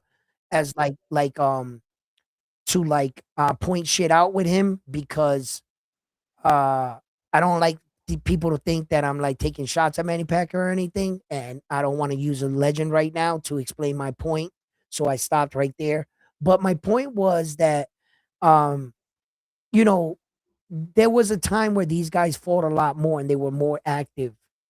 And there were a time that they were giving us these fights as far as athletes and the ability to go in there and fight. And As you get entertained us back really well. Yeah, as you get higher in competition, the fights are obviously tougher.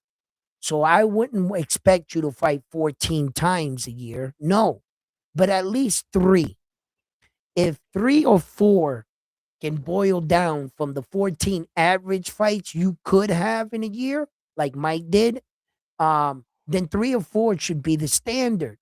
Fighting one time a year, when you go in only once, they only had one time a year to take everything from you. Not a lot of risk. But if you're going in four times a year, the higher the risk, the greater the reward. And they should acknowledge you for the greater risk you take. You understand? And that's why I consider Naoya the Monster Inoue the pound for pound best fighter in the world. Because I overall, agree. as a complete fighter, I think he's complete. I don't think that Terrence Crawford is no longer complete. I think Father Time took a step away.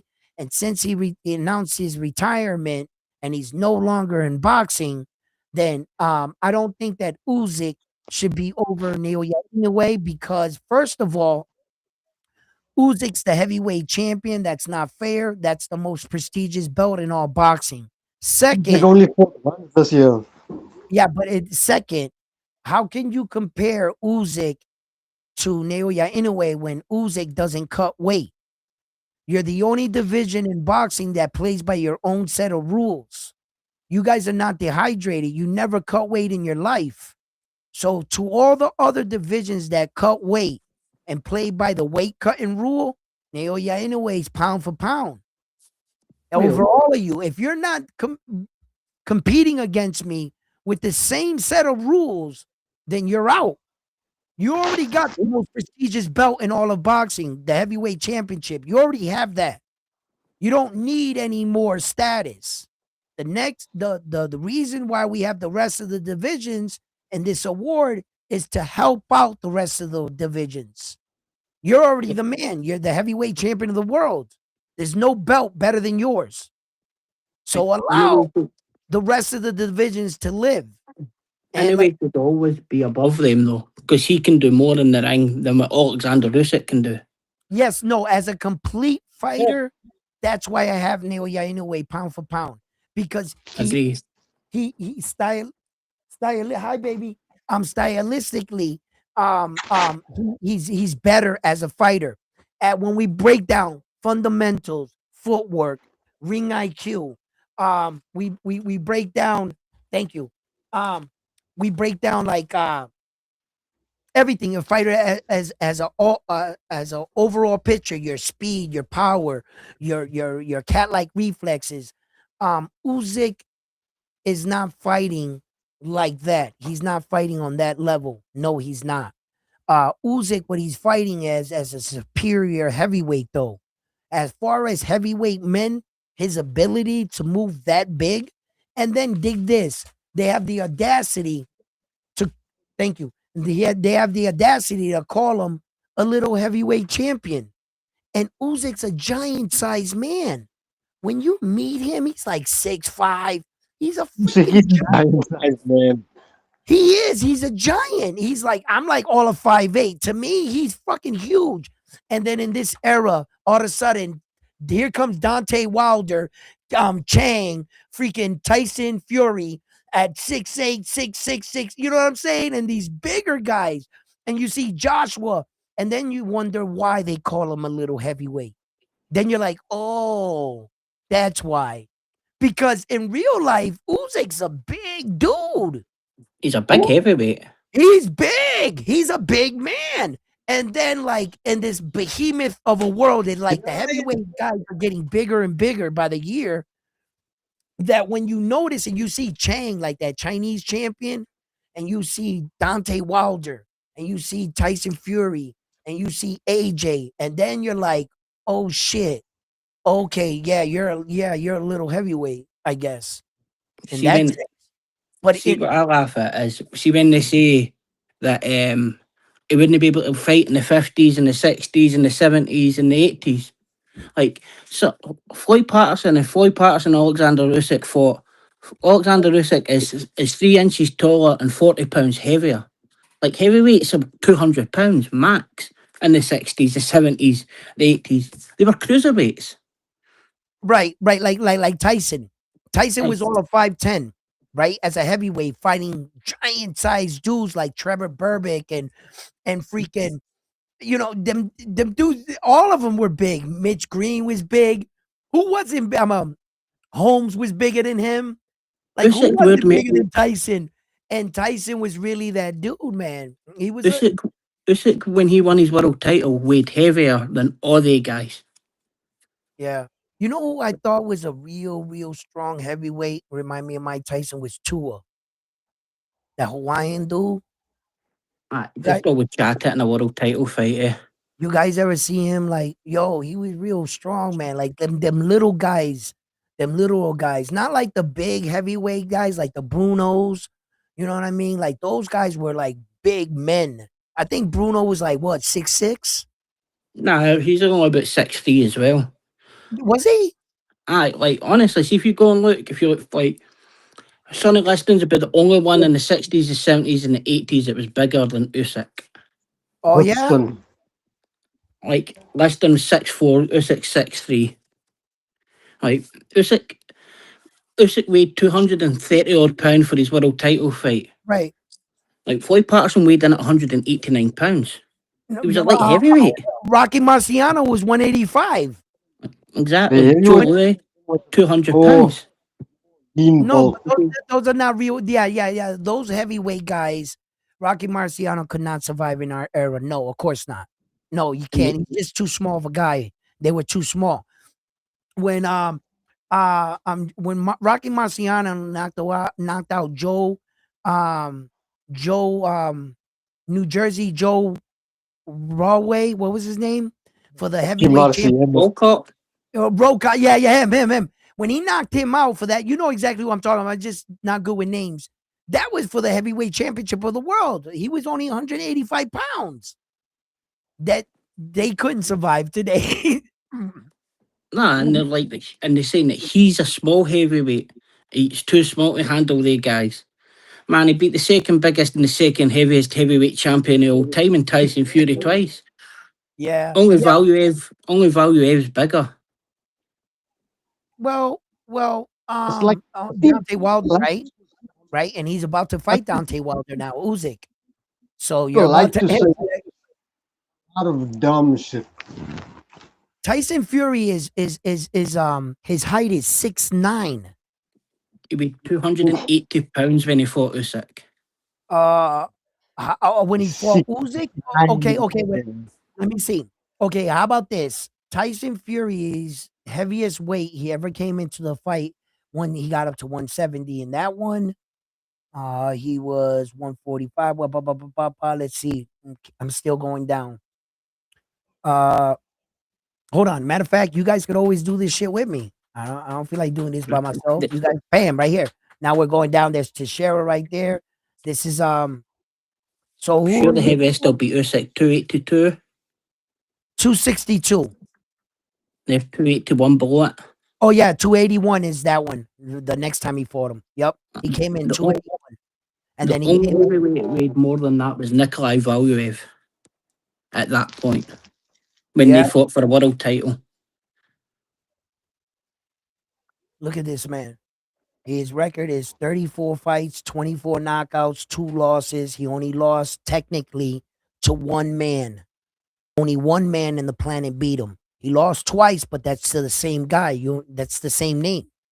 You only lost to one person. So his height is 6'9". He has a 70-inch arm reach. They took his age out. And He'll be 39, I think. 39-ish. what was that? He'll be about 39, but About that? he did lose another fight, which is a draw against John McDermott. He absolutely lost that fight. Mm. And see when you actually watch it, now you can see why he didn't fight smaller guys like Usyk and Povetkins and guys like that, because he just Eddie Cunningham.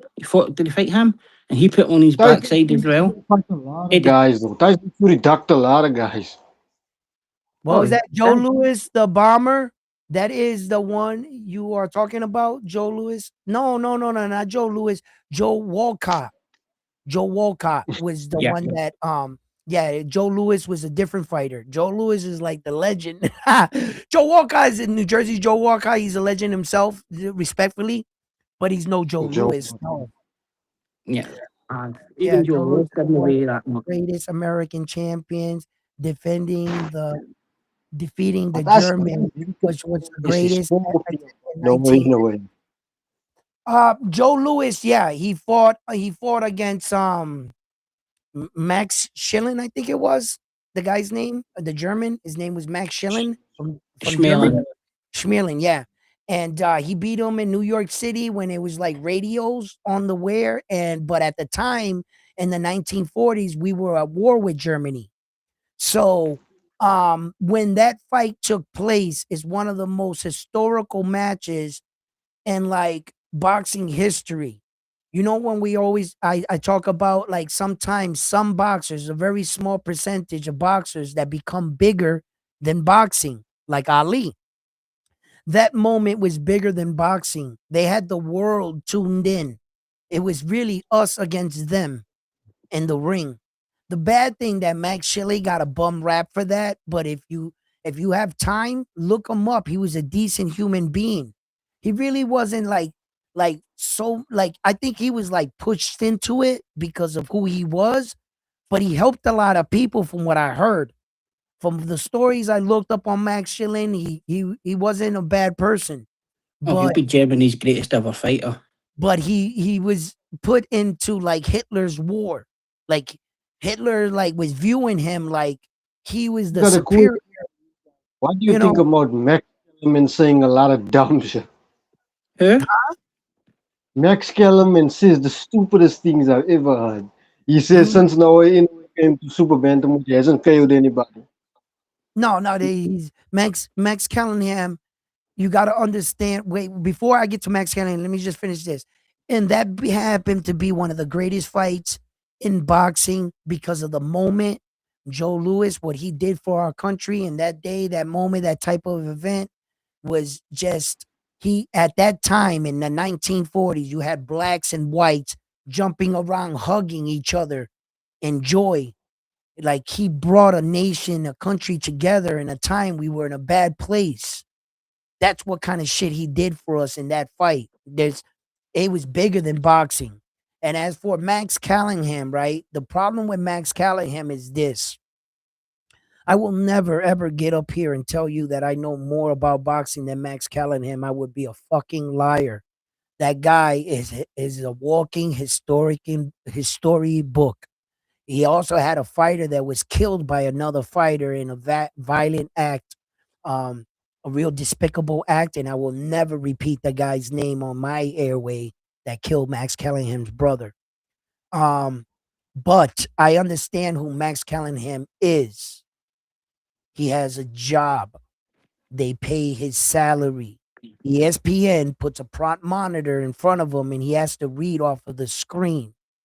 Whether he believes it or not, he has to say what's on that monitor because they pay him to say that. He's at work. So I know that Max Callingham sometimes hates the things that comes out of his mouth, but I know where he's at. He's at work.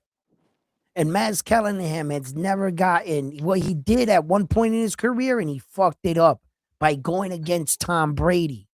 And they used to let him talk freely, like Stephen A. Smith.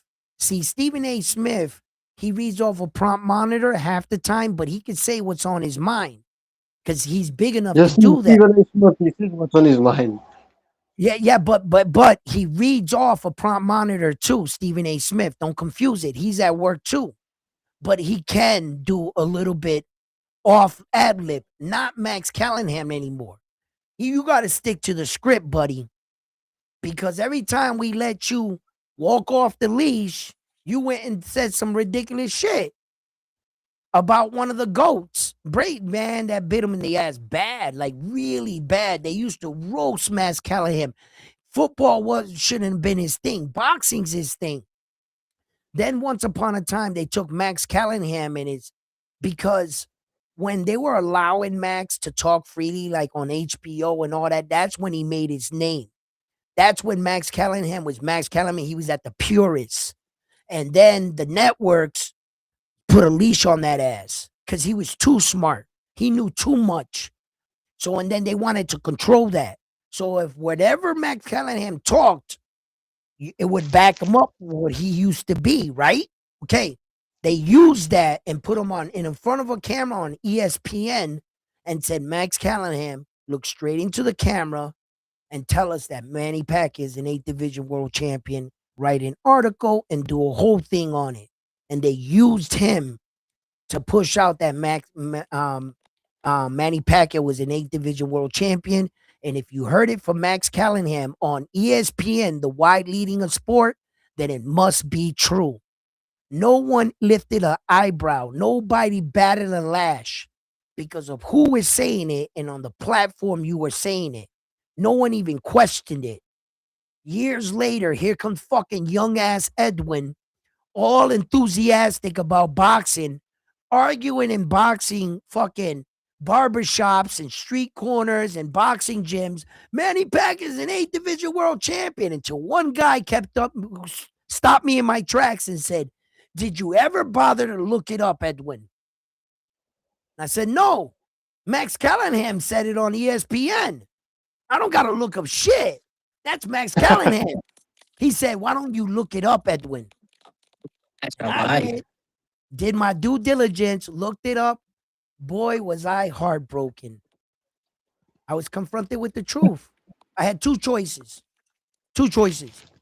Either accept the truth for what it was or bury it and go along with the lie because I feel foolish now because I was led astray and I was yelling from a rooftop about this and I didn't want to back off.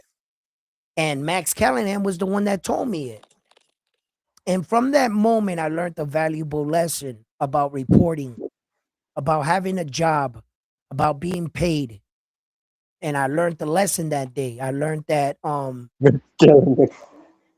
you gotta do your due diligence and you better like, you know what I'm saying? Like do your own research and sometimes like, I can't lie.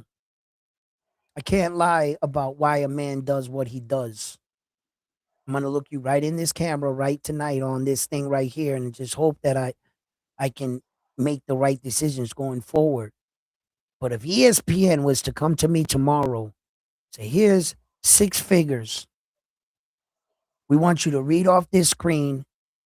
Don't ad lib and say what we tell you to do. Guess where I will be at tomorrow? Bright and early with my suit and tie on. Because I got a family.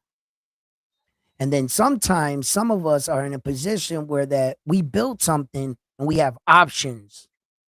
Sometimes people like Showbiz, the zone went to him and made him an offer. And Showbiz, the boxing channel, he said, I didn't take their offer because he felt like what he built was stronger and he wasn't going to sell out. Then I learned another lesson in life. So sometimes you got to know your value. At that time, Max Kellingham didn't have anything but other networks. He was laid off of this one. ESPN called. There he was. But I've got another question. Are they gonna say Dalton Smith is also a prospect? Yo, they, bro. Like, the whole Manny Pacquiao thing was a ruse. Like What was he that? always say, the whole Manny Pacquiao thing was always that he doesn't he didn't want to fight for it. He just wanted to fight the best and done all of that. So he fought the guys 3 and 4 times. But like the guys all came from 105. They weren't gonna he wasn't gonna 8 weight divisions to fight a 160-pound monster. It was guys that came from 105 with him, Barrera, Marquez. Like, so they all went up, right? And then you've got the 8 division lie that he now promotes. Yeah. Never unified. 8 division lie. But it wasn't about belts, it was all about resume 20 years ago when he fought. But to bring it back before I jump off, bring it back to Yeah. Inoue and Your mic, Because your mic is fucking up, Max. Your mic is fucking up real bad. But I understand what you're saying. I get what it's you're not saying. my mic, it's somebody else's. But Mhm. it's But still, Naoya Inoue passed Joey for the most knockouts in worlds. exactly, he did. yeah. But And he's a and fair head. he's still adding to his legacy, Naoya, anyway, because his career's still going. So I wonder where he ends up at. You know what I'm saying? So that's real interesting. And like, and let me tell you, in like the history of boxing, the entire existence of boxing, at the 147-pound, in a 2-belt era, a 3-belt era, and a 4-belt era, there has been a guy that was able to become undisputed. You understand? We've had undisputed champions before at heavyweight, cruiserweight, welterweight, all those weights, except He's the first. He's the the first. super Bantamweight undisputed. we've never, those guys are like lightning in a bottle. There was never one guy that can continue a reign so strong and become undisputed because the next guy would knock him off, right? And then when they say Naoya Inoue who's he fighting? He has no competition, this and that. For all the guys that are down there with him, if it is so easy to do what he did, why isn't anybody else doing it? Why That's isn't what I anybody always else say. Why didn't mirroring? anybody else do it?